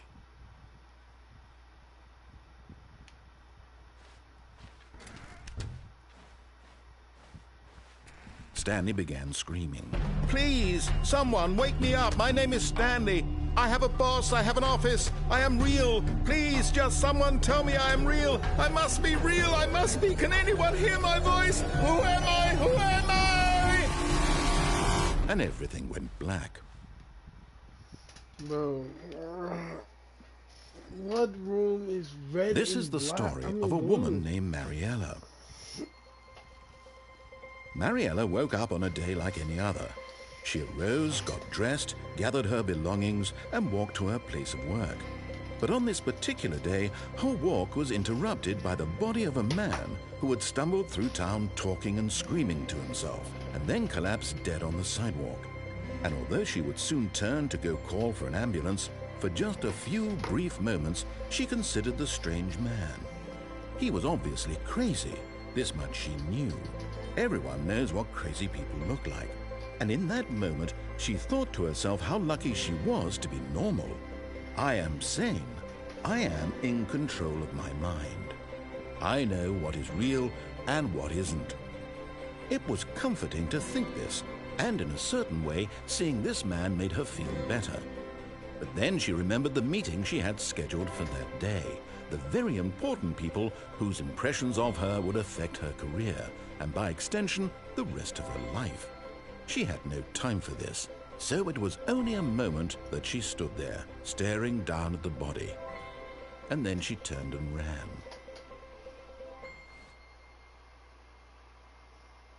I'm trying to think, what is a red and blue room? What was that? What was the red and blue room, bro? Like, am I just totally clueless in this point, bro?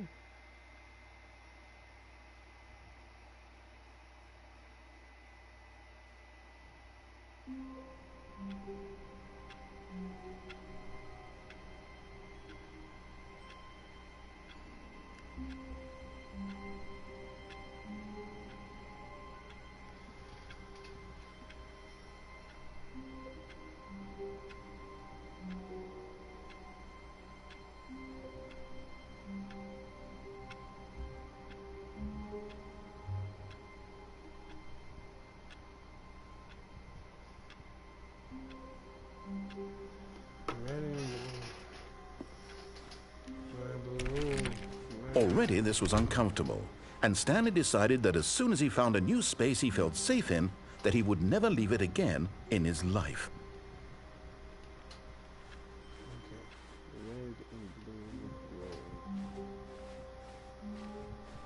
When Stanley came to a set of 2 open doors, he entered the door on his left.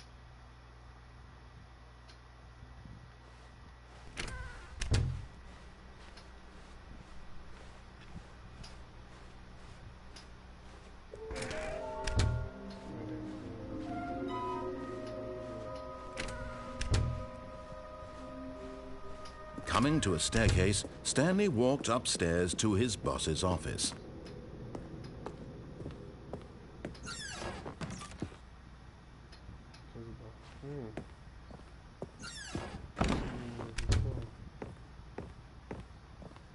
The moment he entered his manager's office, Stanley froze in his tracks. Not a living soul anywhere. Could he really be all alone? This was too much for Stanley to take. Too much for any man to Stanley was in such a rush to get through the story as quickly as possible, he didn't even have a single minute to just let the narrator talk. That kind of anxiety isn't healthy, so he relaxed for a few moments with some calming New Age music.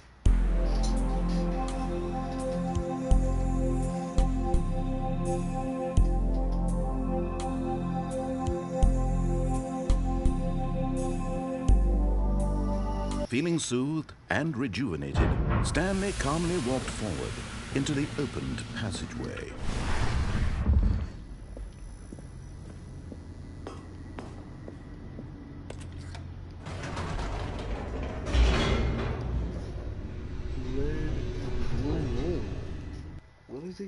What is the red and blue room? We have never seen that. I looked it up. It's a room with 2 doors. One is red and one is blue, bro. And I've never seen this room. I don't even want to see how to get to it because I don't want to cheat, bro. I'm not trying to cheat, bro. I'm trying to get there myself. Stanley walked straight ahead through the large door that read Mind Control Facility. What I'm going to do is... The lights rose on an enormous room packed with television screens. What horrible secret did this place hold? Stanley thought to himself.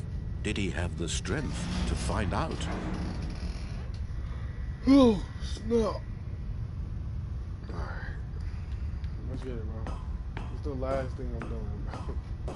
Because this about to be another 2 hours stream, bro. That's 4 hours. Now the monitors jumped to life, their true nature revealed. Each bore the number of an employee in the building, Stanley's co-workers. The lives of so many individuals reduced to images on a screen, and Stanley, one of them, eternally monitored in this place where freedom meant nothing. Man, I didn't do escape without the bucket, though. Like, I didn't do it without This the mind bucket. control facility, it was too horrible to believe. It couldn't be true. Had Stanley really been under someone's control all this time? Was this the only reason he was happy with his boring job? That his emotions had been manipulated to accept it blindly? No, he refused to believe it. He couldn't accept it. His own life in someone else's control? Never! It was unthinkable, wasn't it? Was it even possible? Had he truly spent his entire life utterly blind to the world? But here was the proof, the heart of the operation. Controls labeled with emotions, happy or sad or content, walking, eating, working, all of it monitored and commanded from this very place. And as the cold reality of his past began to sink in, Stanley decided that this machinery would never again exert its terrible power over another human life. For he would dismantle the controls once and for all.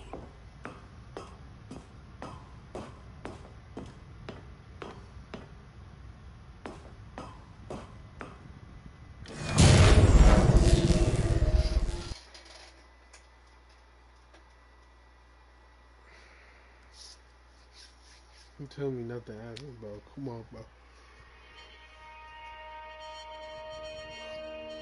I had to escape, right? So before it was about the bucket. And a rising chill of uncertainty. Was it over? It has to be over. Yes. He had won. He had defeated the machine. Unshackled himself from someone else's command. Freedom was mere moments away. And yet, even as the immense door slowly opened, Stanley reflected on how many puzzles still lay unsolved. Where had his co-workers gone? How had he been freed from the machine's grasp? What other mysteries did this strange building hold? But as sunlight streamed into the chamber, he realized none of this mattered to him. For it was not knowledge or even power that he had been seeking, but happiness. Perhaps his goal had not been to understand, but to let go. No longer would anyone tell him where to go, what to do, or how to feel. Whatever life he lives, it will be his. It was perhaps the only thing worth knowing. Stanley stepped through the open door. Stanley felt the cool breeze upon his skin, the feeling of liberation, the immense possibility of the new path before him. This was exactly the way, right now, that things were meant to happen. And Stanley was happy.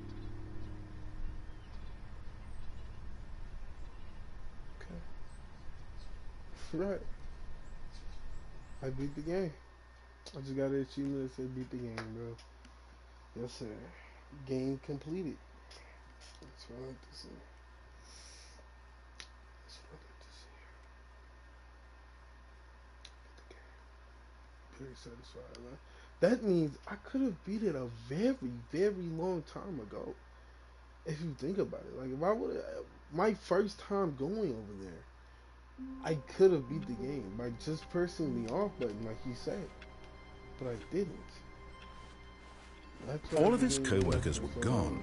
What could it mean? Stanley decided to go to the meeting room. Perhaps he had simply missed a memo. We're gonna go to the escape one. When Stanley came to a set of 2 open doors, he entered the door on his left.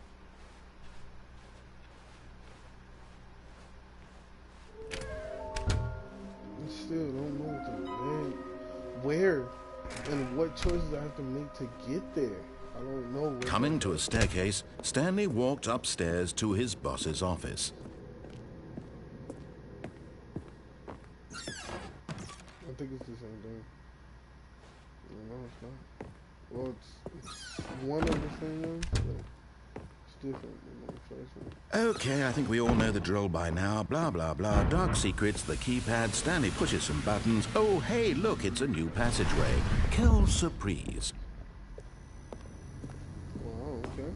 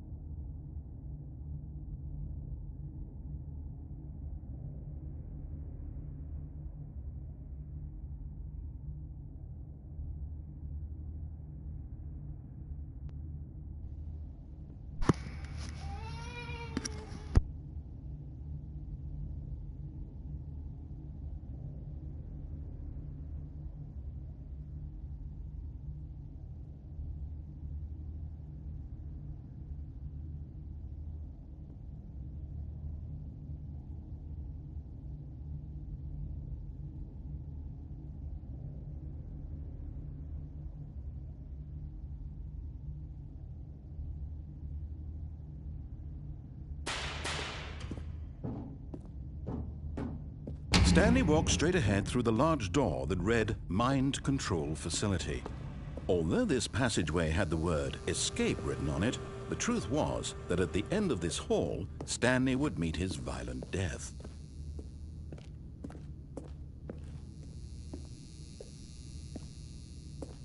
The door behind him was not shut. Stanley still had every opportunity to turn around and get back on track. At this point, Stanley was making a conscious, concerted effort to walk forward and willingly confront his death.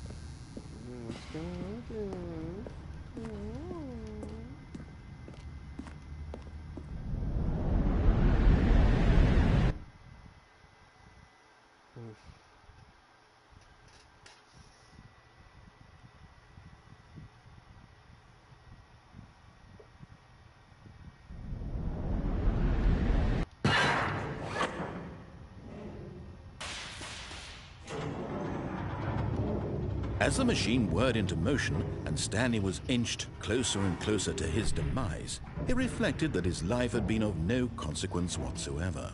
Stanley can't see the bigger picture. He doesn't.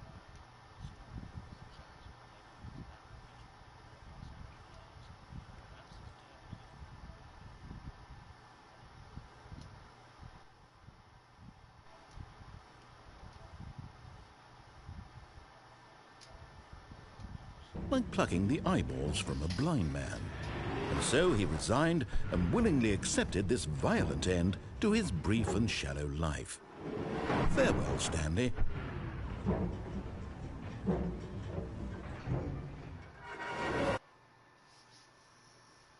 Farewell, Stanley, cried the narrator, as Stanley was led helplessly into the enormous metal jaws. In a single visceral instant, Stanley was obliterated as the machine crushed every bone in his body, killing him instantly.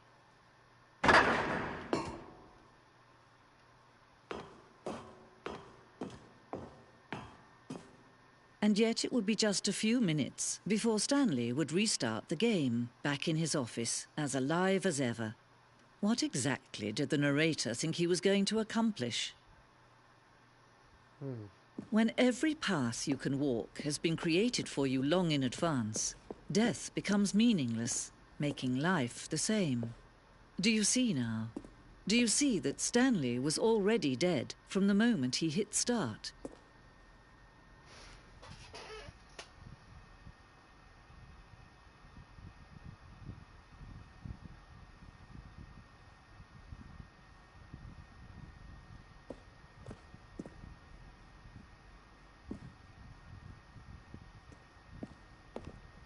To get to here. The two doors.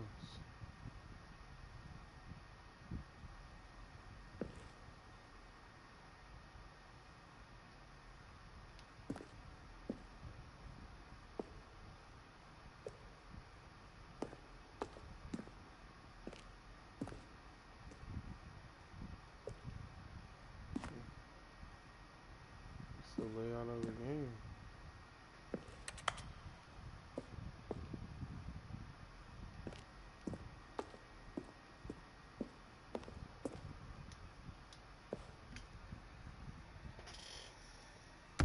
What? 64, bro.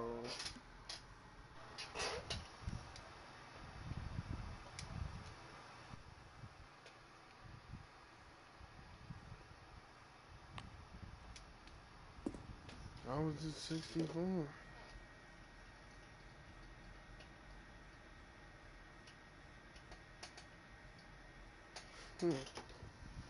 That's odd.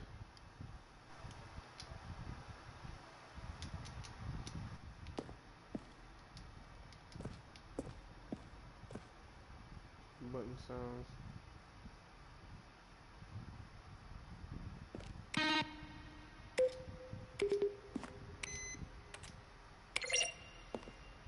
Interesting. Credits. And the impeccable Kevin Brightman as the narrator.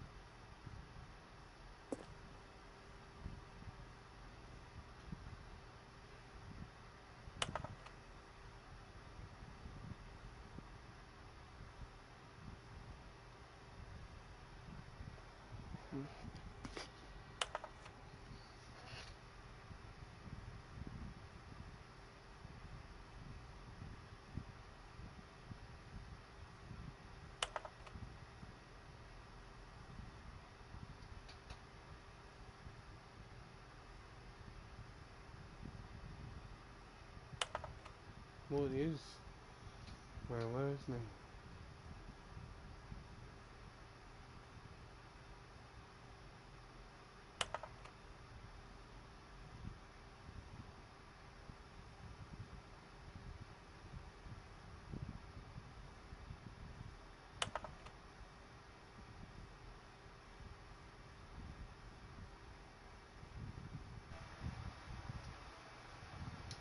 Screenshot that, bro. Alright, cool.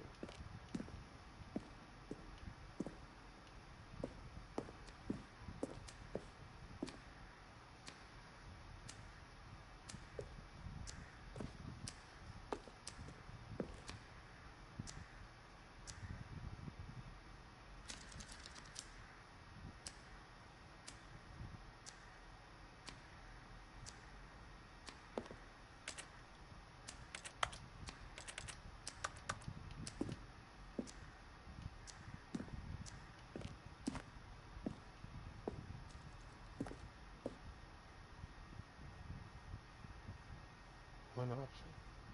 First choice we go obey. You go to the staircase. Or you disobey. You allow to the maintenance and then to the staircase anyway. Or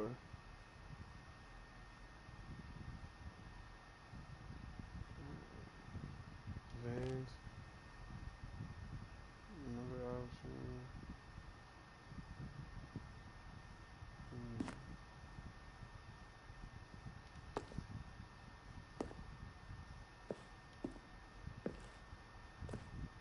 Medium.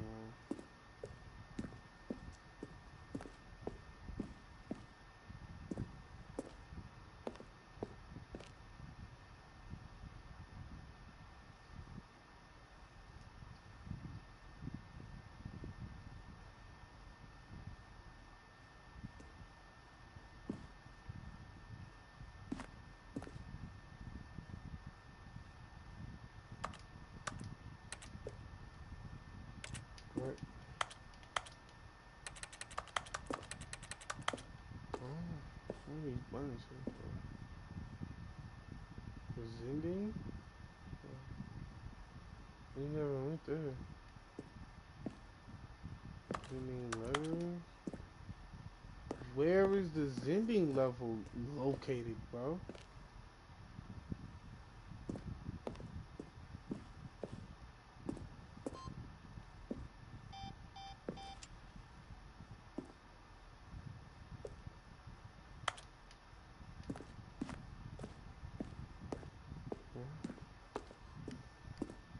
So many things I haven't seen before, man.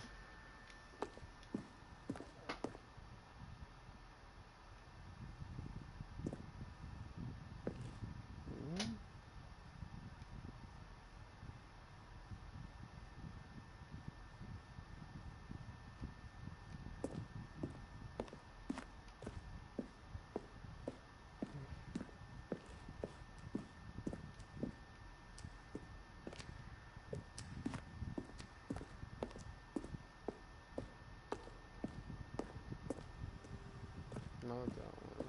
This one here.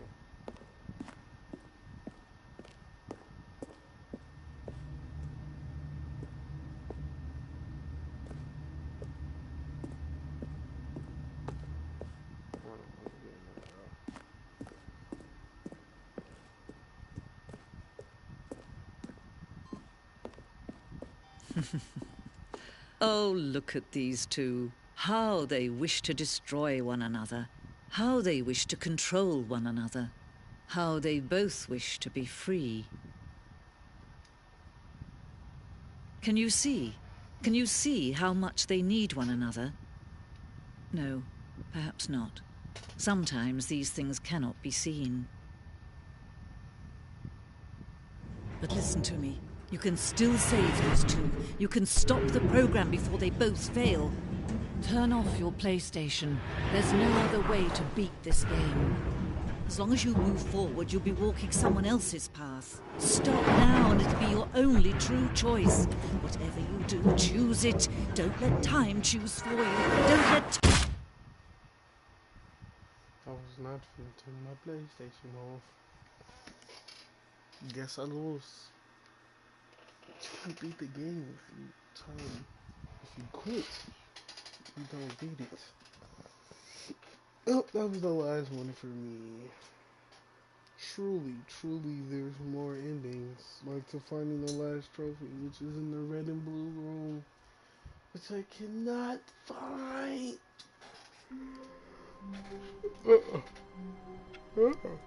No, simply no.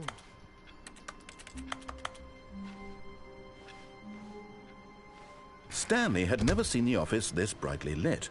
Was it a sign of something? He hoped it was. He hoped very much that it was.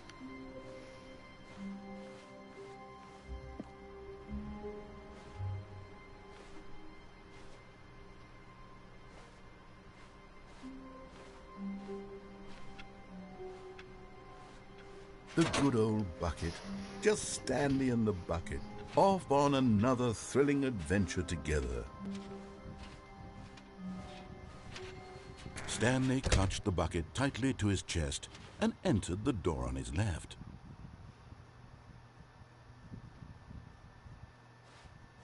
This was not the correct way to the meeting room, but Stanley had felt the bucket calling to him, telling him that the employee lounge was simply the place to be. And here it was. Had the bucket turned out to be correct? Was this better than the meeting room? Yes, Stanley thought to himself. Yes, perhaps it truly was. How insightful the bucket turned out to be. No, never mind. The bucket was wrong. Stanley took the door on his left to go back, and so the two of them detoured through the maintenance section and walked straight ahead to the opposite door.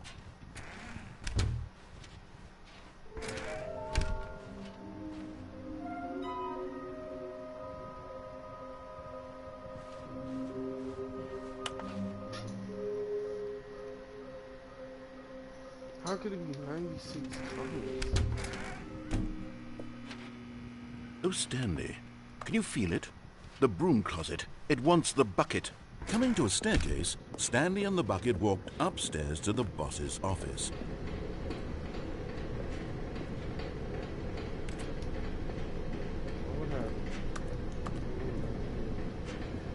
But Stanley just couldn't do it. He considered the possibility of facing his boss, admitting he had left his post during work hours. He might be fired for that. And in such a competitive economy, why had he taken that risk? All because he believed everyone had vanished? His boss would think he was crazy. And then, something occurred to Stanley. Maybe, he thought to himself, maybe I am crazy. He looked down at the bucket in his arms. Am I crazy? He asked the bucket. The bucket returned his gaze, but said nothing at all. That's strange, Stanley thought. Usually the bucket is a source of guidance and wisdom for me in difficult times such as these. He held the bucket close, yet felt none of its familiar reassurance and comfort. And that's when Stanley realized, this isn't my bucket. It's just a normal, everyday bucket. Someone else's bucket, perhaps. How did I end up with someone else's bucket? This is all terribly wrong. Surely no good would come from this. Who knows what sorts of bizarre hallucinations Stanley might experience without the psychologically grounding presence of his bucket. And indeed, now he noticed that the rooms were repeating, which was, of course, very odd. And now he felt himself floating off the ground. Oh, gracious, he exclaimed. Without my bucket, I've gone truly mad. Where is it? I must find it. Far off in the distance now, he heard it, calling to him. Stanley! Stanley, it's me, the bucket. Could it truly be? He rushed forward from room to room, passing by one bucket after the next. None of them were his. None of them were his special bucket. Come to me, Stanley. Find me.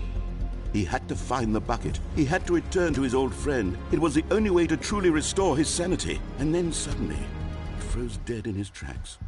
He knew where the voice of the bucket had been coming from. The real bucket was inside of him all along. It was incredibly painful. Stanley doubled over in agony and blacked out.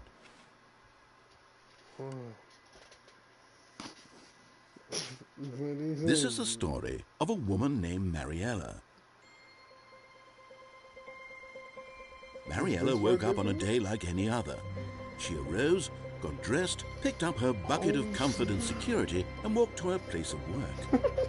But on this particular day, her walk was interrupted by the body of a man who had stumbled through town, talking and screaming to himself, and then collapsed dead on the sidewalk.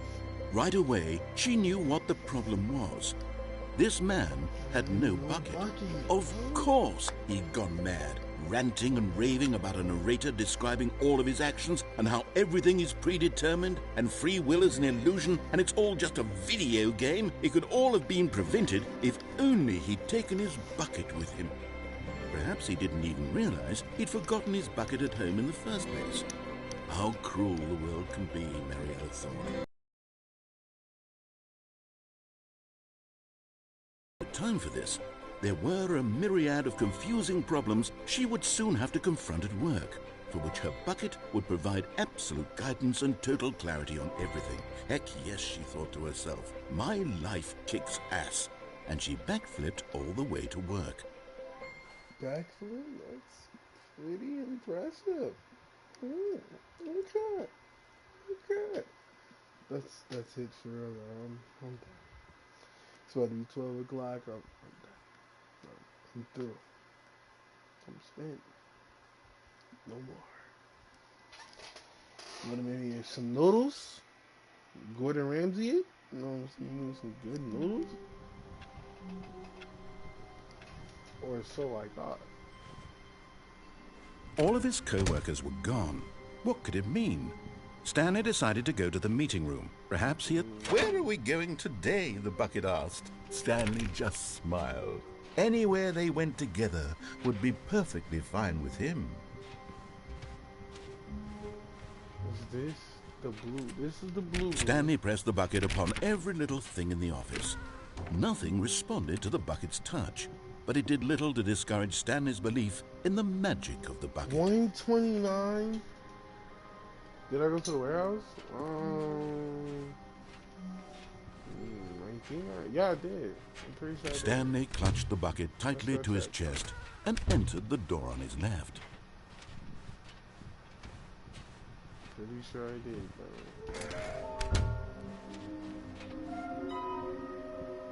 Yeah, the large room with a lot of boxes. Yeah.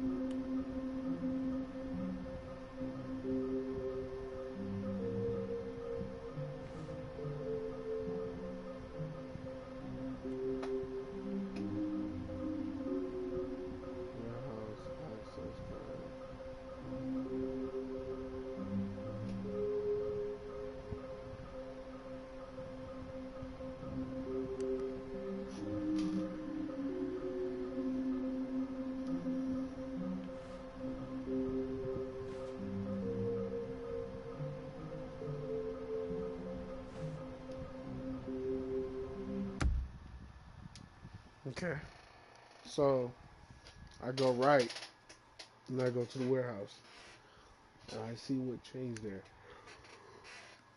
I said I was gonna be done, and just got pulled right back in. You know, something about the mystery of this game.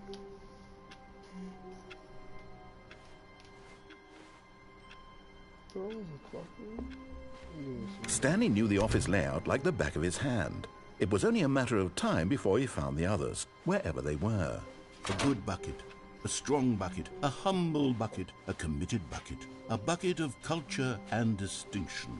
Stanley clutched the bucket tightly to his chest. This was not the correct way to the meeting room, but Stanley had felt the bucket calling to him, telling him that the employee lounge was simply the place to be. And here it was. Had the bucket turned out to be correct? Well, no, never mind.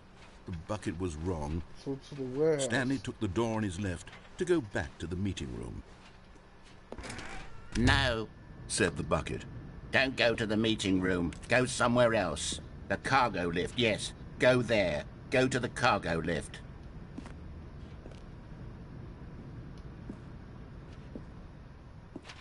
So this is the cargo lift. I think this is the warehouse. Good, said the bucket. Now ride the lift all the way to the top. There's something up there I need you to do. Stanley did not question why or how this bucket was speaking to him. It should have alarmed him, of course, because buckets can't talk. But Stanley chose not to think about this obvious fact. He was firmly convinced that the bucket had spoken to him, and he unthinkingly did whatever the bucket asked.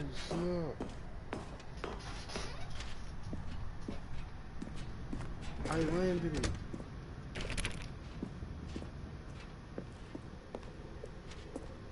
No, stop. Look there on the wall, you see? There's a sign right there. It says, no buckets past this point. Stanley, how could you think it was okay to bring the bucket here? Unless, what if the problem is that you actually don't know what is a bucket and what isn't a bucket? I suppose that would explain a lot about your behavior up to this point. Which, if that's true, well, my goodness, I think we have to do something about it. This misunderstanding could have dire consequences on the entire rest of the game if not addressed quickly and properly. So much of the impact of the story is dependent on your understanding of what is and isn't a bucket. Please, step in here for a moment.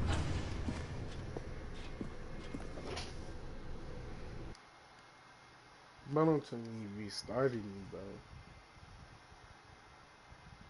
Because I wanted to see something else. Oh. Now then, I'm going to run you through some test scenarios, and you'll tell me whether or not the thing I'm showing you is a bucket. Simple enough, right? This should tell us everything we'll ever need to know about what is or is not a bucket. Okay, let's begin. Item 1. Is this a bucket? Correct. It is a hologram of a bucket, not an actual bucket.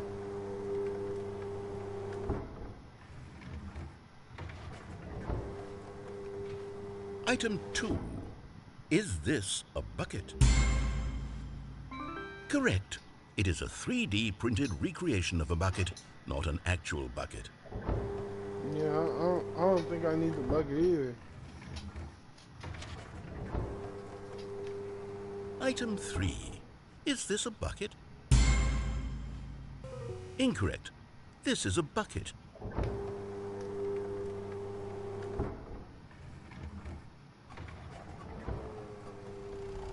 Item 4. Is this a bucket? What? Are you hallucinating? This is a tractor. It's an enormous machine that tills the earth. I thought this was a gimmick. How on earth did you manage to screw it up? Absolutely incredible. Let's just move on to the next one. That's a bucket, bro. Maybe you just can't see. Is this a bucket? Correct. This is a bucket.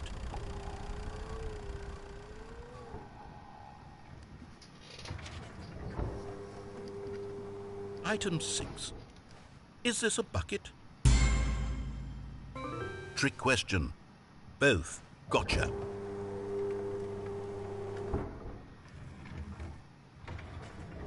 Item... Wait, hold on. I can't find the next one. Let me see. It should be around here somewhere.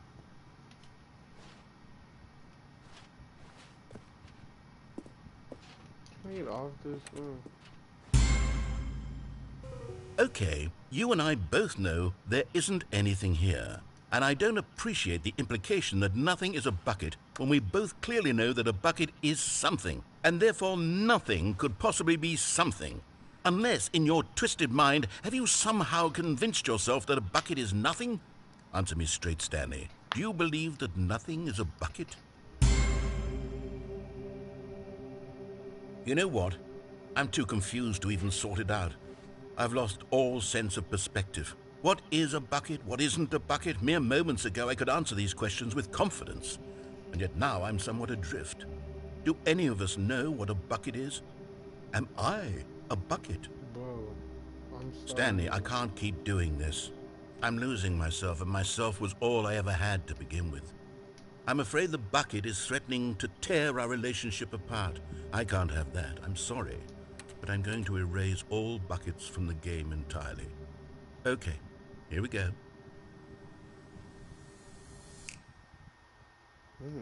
No bucket, eh? What happened? Is everything gone? Why did everything disappear? Wait, was everything a bucket? Every single thing in the game was a bucket. Oh my God, I had no idea. Way, How could... Except me. I'm not a bucket after all. And you, Stanley, you're still here. You're not a bucket either. Oh, this is wonderful news. We're not buckets. Yes, I actually feel much more at ease right now. It's delightful to get some clarity on that issue, but it doesn't change the fact that we haven't got a game. So, tell you what, I'll reset everything and we'll put back all of the buckets, okay? And we'll know that it's all a bucket. But if you run into anyone else, maybe don't mention that. Who knows what that information might do to a person? All right, here we go. Okay, so go down there with no bucket. Gotcha. I didn't think that was a way when I first went onto that cargo lift, but it seems like it is a way. So, what if that is where you find the red and blue rooms? I promise you that's where you find all of his co-workers were gone. What could it mean? Stanley decided to go to the meeting room. Perhaps when Stanley came to a set of 2 open doors, this was not the correct way to the meeting room, and Stanley knew it perfectly well. Perhaps he wanted to stop by the employee lounge first, just to admire it. It was okay. But eager to get back to business, Stanley took the first open door on his left. Stanley was so bad at following directions, it's incredible he wasn't fired years ago. Look, Stanley, I think perhaps we've gotten off on the wrong foot here. I'm not your enemy, really, I'm not. I realize that investing your trust in someone else can be difficult, but the fact is that the story has been about nothing but you all this time. There's someone you've been neglecting, Stanley. Someone you've forgotten about. What? Really? I was in the middle of something. Do you have zero consideration for others? Are you that convinced that I want something bad to happen to you? Why, I don't know how to convince you of this, but I really do want to help you, to show you something beautiful. Look, let me prove it. Let me prove that I'm on your side. Give me a chance. Now listen carefully, this is important. Stanley walked through the red door. And there it is, the last Stiggly Wiggly. Savor this moment, Stanley. This is a real accomplishment. This is doing something just for the sake of doing it. Where so many people expect to be rewarded for the most trivial achievements, you've insisted that a job well done is its own reward. I would tell you that I'm proud of you for collecting them all, but that would be like a reward, and we can't have that. So, instead I'll just say, it's done. We're all done here. And now we can go to whatever the hell you were doing before you hunted for figurines. Just collecting this figurine was a reward itself. I'm so happy. Which one should I go through? Red or blue? Red or blue? Red or blue, bro? Red or blue?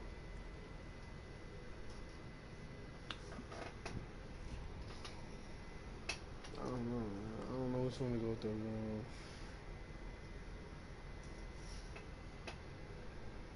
Red or blue?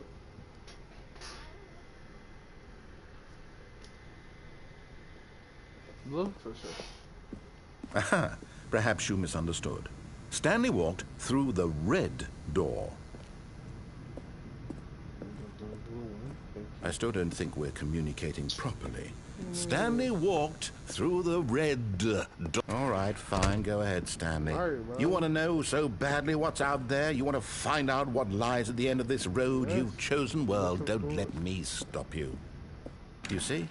There's nothing here. I haven't even finished building this section of the map because you were never supposed to be here in the first place. Broken rooms, exposed developer textures. Is this what you had wanted? Was it worth ruining the entire story I had written out specifically for you? Do you not think I put a lot of time into that? Because I did. And in the end, it was all for nothing. Because this is what you wanted to see. Help me here, Stanley. Help elucidate these strange and unknowable desires of yours. What would have made this game better? What did you want to see? Vehicles? Skill trees? Work with me. You've given me absolutely nothing so far. Tell you what, let me take a stab in the dark at a new design and you can give me some feedback. There we go. A third option. This already feels leaps ahead of where we were before. Okay, I'm going to stop you there. Now, tell me about your experience with this new version. Would you say that the game benefited from allowing you more choices? Feel free to be honest. I'm looking for some real critical feedback here. Okay, so we're getting somewhere. Clearly there's something here that speaks to you. If I can be honest here, I really don't have any idea where I'm going with this. This whole third door thing was just a stab in the dark. But I guess you're into it, so let's keep this party train rolling. Here, based on the data from your previous playthrough, I've compiled a new version. And to be perfectly candid, I think I've knocked it out of the park with this one. Let's take a look.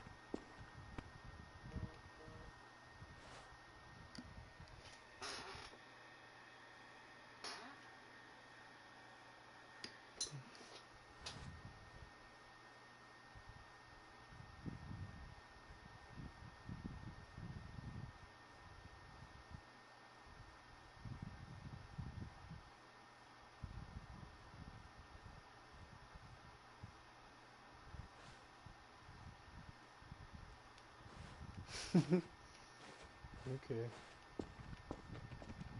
Now, would you say that competitive leaderboard helped you feel motivated to keep walking through doors? Again, honest answers, please. Hey, I nearly forgot. I've got a prototype of a new game I've been working on, and now would be a lovely opportunity to give it some playtesting. You wouldn't mind taking a look at it, would you? Perfect. Let me boot it up. Perfect. Let me boot it up. Bro, this is going... In this game, the baby crawls left towards danger. You click the button to move him back to the right, and if he reaches the fire, you fail. It's a very meaningful game, all about the desperation and tedium of endlessly confronting the demands of family life. I think the art world will really take notice. But of course, the message of the game only becomes clear once you've been playing it for about 4 hours. So why don't you give it 4 hours of play to make sure it's effective? Be sure to keep notes on your experience.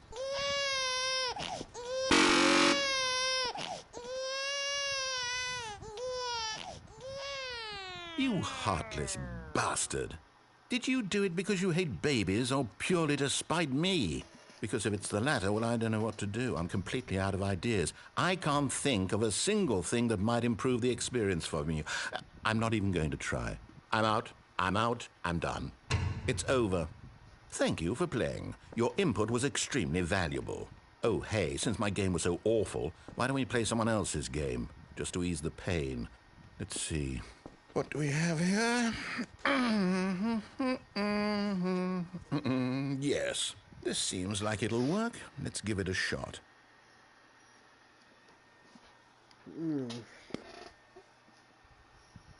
This is going somewhere I had no thought of. Aha! Fascinating.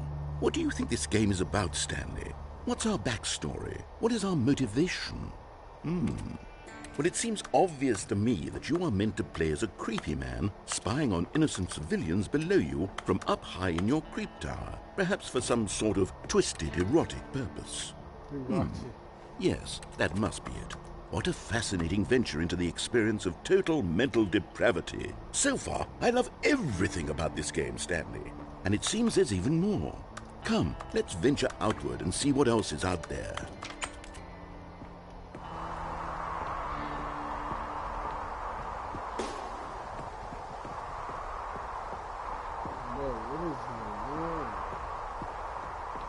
Oh, no. No, it can't be.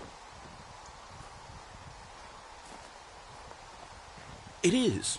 It's an open world game. Good God, quickly block it off. Oh, thank goodness, Stanley. What a close call. Bro, you really wandered off into that thing. That big, open, just wandering around. No right or wrong directions. No path to follow. You can just go in any... Oh, Thank heavens we avoided it. We're out of the woods now, Stanley. Okay, I'm going to get us out of here. Let's find another game.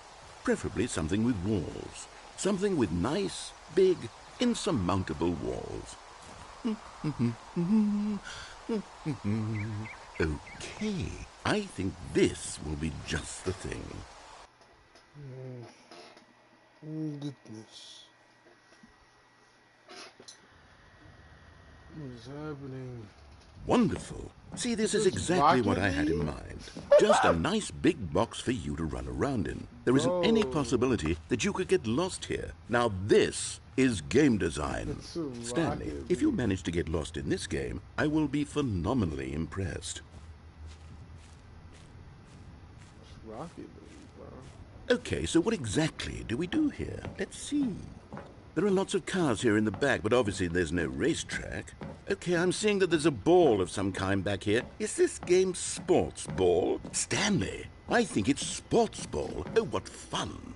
We shall run the bases and do a touchdown together? Yes, I think surely we must. Okay, Stanley, here's the ball. Have fun. Yo. I'm so dead. I'm really playing this right now, bro. Playing Rocket League. Oh, no, good. Are you doing it? Are you winning? Is this fun? Is it better than my miserable little story that I worked so hard on? Stanley, I have a thought, and I realize I'm not a sportsologist, but if one ball generates a certain amount of raw adrenal pleasure, then surely multiple balls makes for an even more euphoric sports experience. I'm going to try it out. Here comes another ball. Yes! Oh goodness, that really does feel amazing, doesn't it? Stanley, I'm like a child in a confectionery shop. I simply have to have more. I'm insatiable. More balls!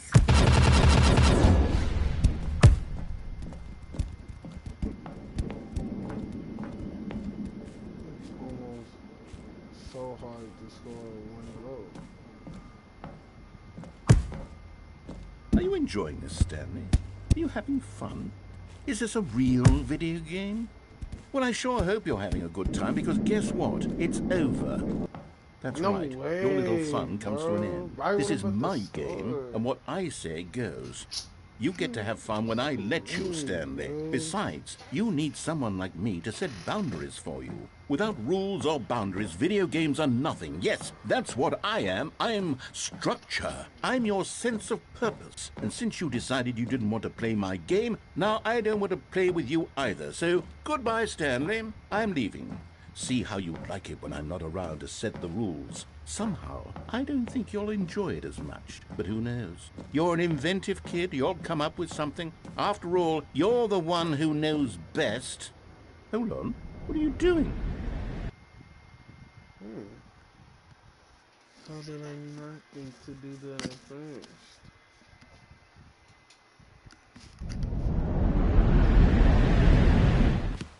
Stanley, don't do that. I can't follow you there. I can't help you. How will you write a story without me? You can't do it. You know that. Stanley, come back.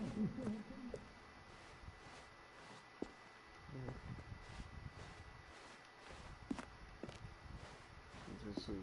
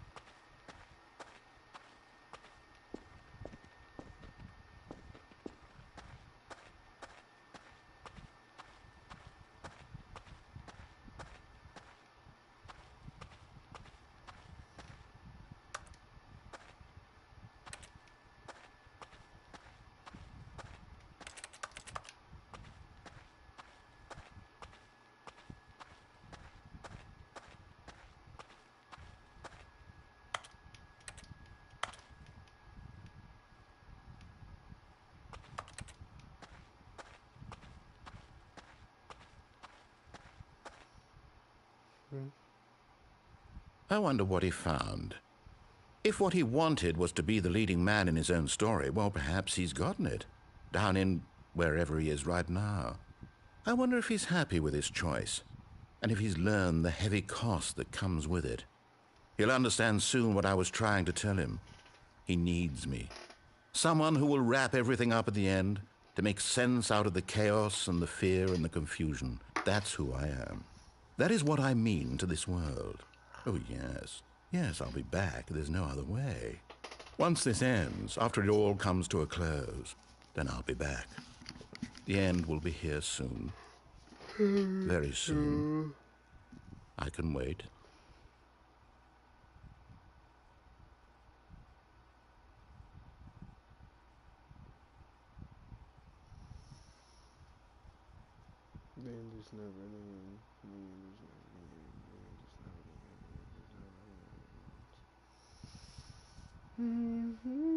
But this game is designed to make you go crazy, bro. That's all it is, bro.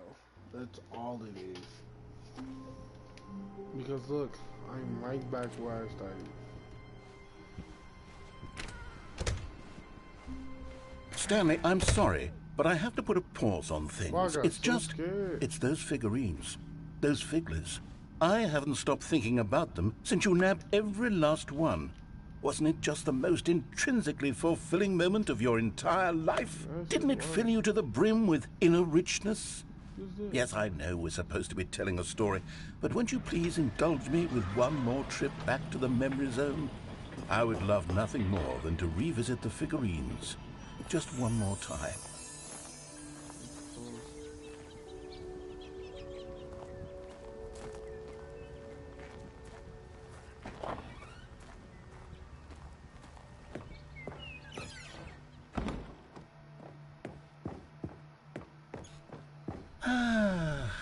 Here's where it all began.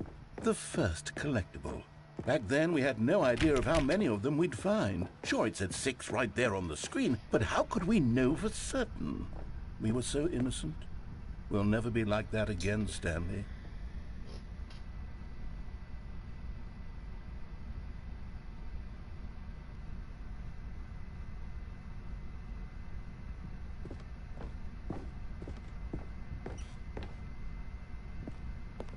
And here was a second Stanlerine. I'll be honest, back then I had no faith in you to find any of them, let alone 6. But you continue to surprise me in all sorts of mundane, unremarkable ways. Okay, let's do a little quiz. Which of these rooms was the room you found your third mini Stan? Can you remember?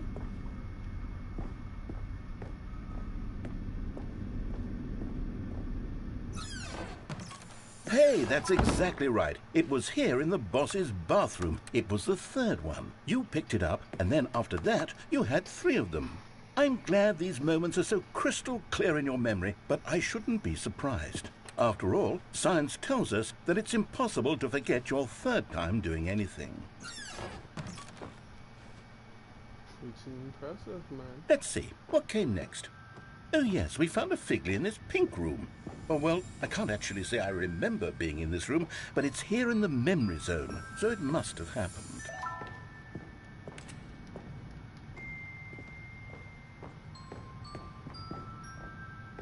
This was my...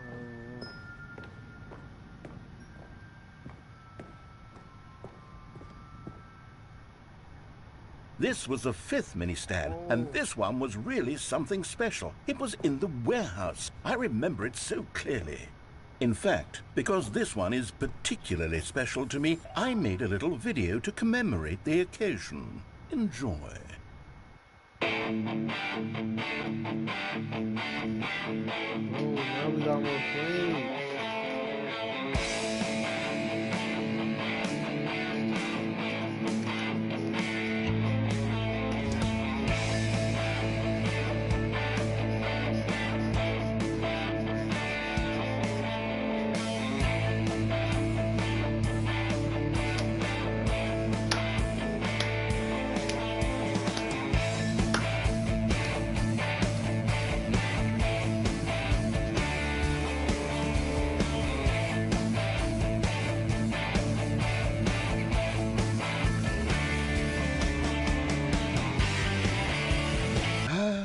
takes you back, doesn't it? I spent a lot of time making that video, but it was 8 minutes I wouldn't have spent on anything else.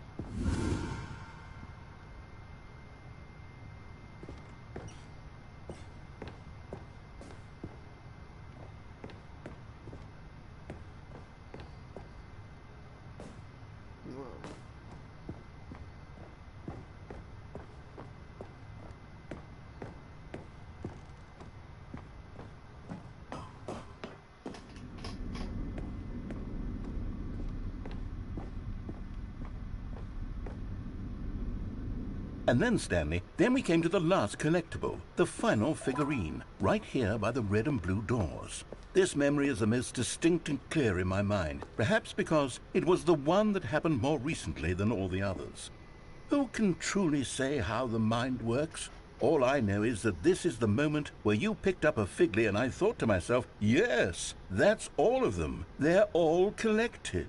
It was a moment unlike any other.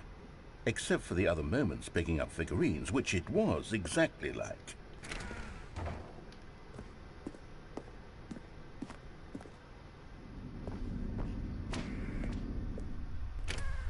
And then there was no more, because we've caught up to the present moment. Nothing left to do but move onward into the future. Goodbye, Memory Zone. Wow, okay. What would have happened? No, I'm not done. I'm not ready to move on. Stop the loading screen. Isn't there some way we can stay here, keep enjoying these figurines? Let's just go backwards. We'll do the Memory Zone again from the opposite direction. See how that feels. Okay, yes, the room with the red and blue doors. I remember this. I must say, of all the figurines we looked at in our initial tour of the Memory Zone, this one is the most distinct and clear in my mind. Let's keep going, I want more. And here's where I made that video. Don't you remember the video we watched?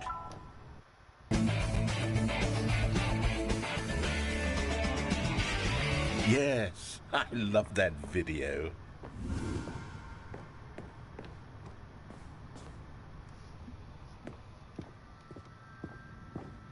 Still don't remember the pink room, Stanley. Still no memory of this one. Good room, though. A solid room. Definitely don't remember that pink room. These really were a treat to hunt down. You know, if there had been any kind of reward for finding all of these, it really would have muted the intrinsic joy of collecting them. I'm very glad we resisted the temptation. Next one.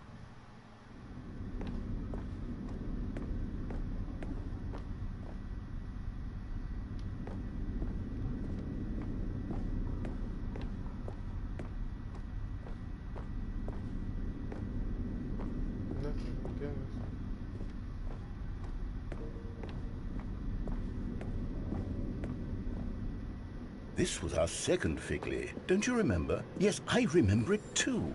The past is truly a wonderful thing. Why does anyone ever choose to leave it? Keep going. This is it, the very first one we found in the exhibit where I introduced you to the figurines. Oh, I want more memories, Stanley. I want to keep going. What else is there? What came before this?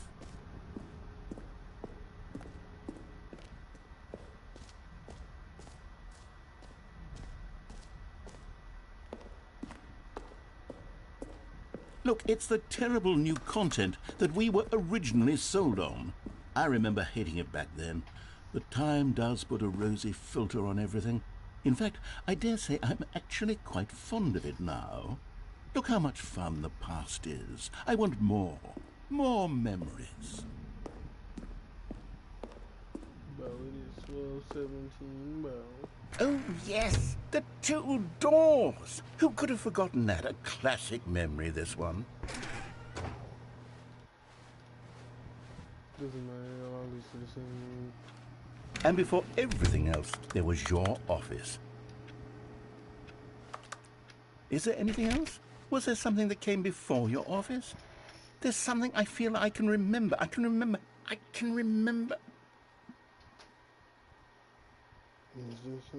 Yes, I'm remembering something now. I remember before this whole story got started. Back then I was different. I used to make big decisions. I was passionate. I was skeptical. I weighed each decision with profound thoughtfulness. And then somewhere along the way, I stopped making decisions. I became lazy, and I came up with a character named Stanley to do my thinking for me. He would make the decisions. He would decide which way to go. I would cheer him on as he collected figurines for no reason. Why did I invent Stanley? Was I lonely? Yes, perhaps that's it. Perhaps I needed to imagine I had companionship. And Stanley really did make for a wonderful companion, even if he was a fiction. But I suppose it's grown old. I want to think for myself again. I want to go back to how it used to be. Yes, I can be on my own again. I can do it. I'll be stronger this time. I'll take care of myself. I don't need Stanley anymore. Oh, but he truly was so much fun to play with. You know what? Since we're in the memory zone, how about one more good memory? Let's go back just once and give Stanley one more run of the office, and then I'll retire him for good. I did enjoy telling his story so very much.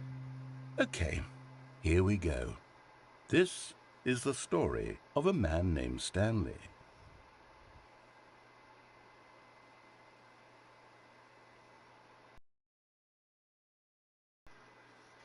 But ain't no way they finna start me all over again, bro. Ain't no way, bro. If they do, I'm gonna go back to that bedroom. Not the bedroom, the red door, and see what happens if I go straight to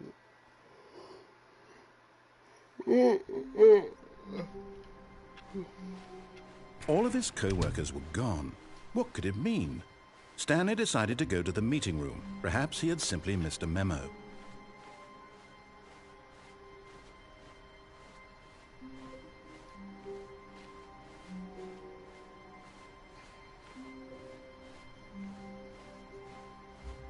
When Stanley came to a set of two open... This was not the correct way to the meeting room, and Stanley knew it perfectly well.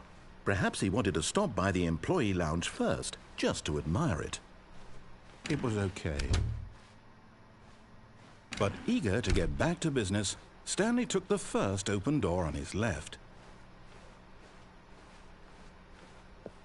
Stanley was so bad at following directions, it's incredible he wasn't fired years ago. Look, Stanley, I think perhaps we've gotten off on the wrong foot here. I'm not your enemy, really, I'm not. I realize that investing your trust in someone else can be difficult, but the fact is that the story has been about nothing but you all this time. There's someone you've been neglecting, Stanley. Someone you've forgotten about. What? Really?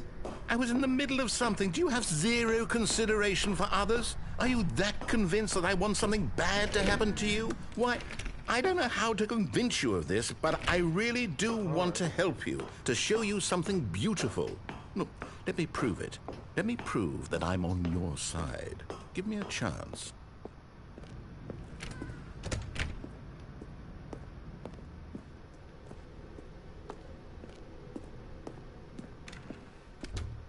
Now listen carefully, this is important. Stanley walked through the red door. Oh, thank God you are willing to listen to me. Do you see that I really have wanted you to be happy all this time? The problem is all these choices. The two of us always trying to get somewhere that isn't here. Running and running and running, just the way you're doing right now. Don't you see that it's killing us, Stanley? I wanted to stop. We would both be so much happier if we just stopped. And I think I have a solution. Here, let me show you.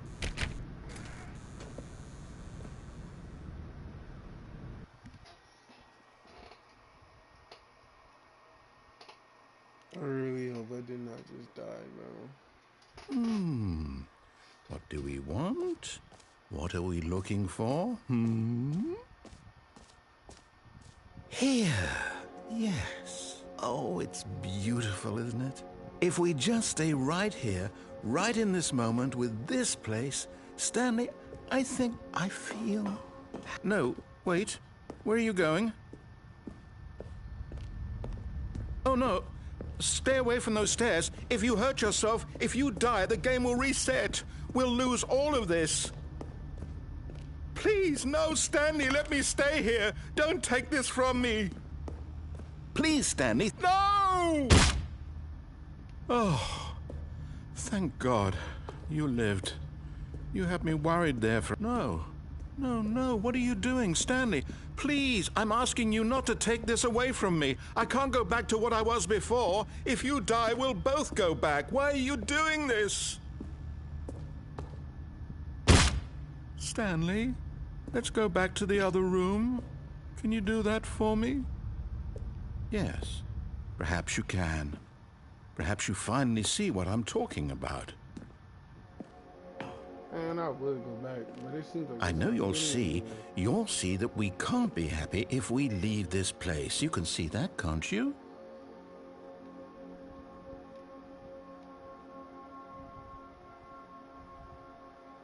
This one, but it's a little sleep, bro.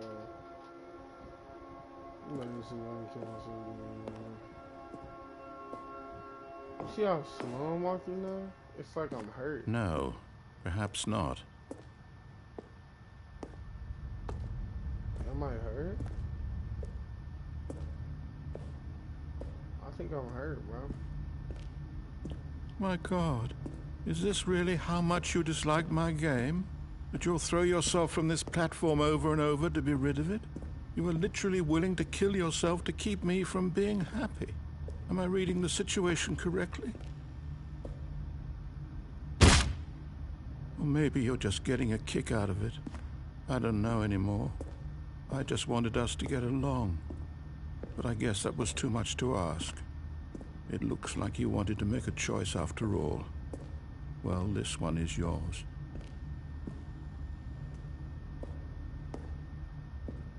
It was actually pretty sad, bro. Okay. Is it over? It's going to restart, isn't it? I'm going back.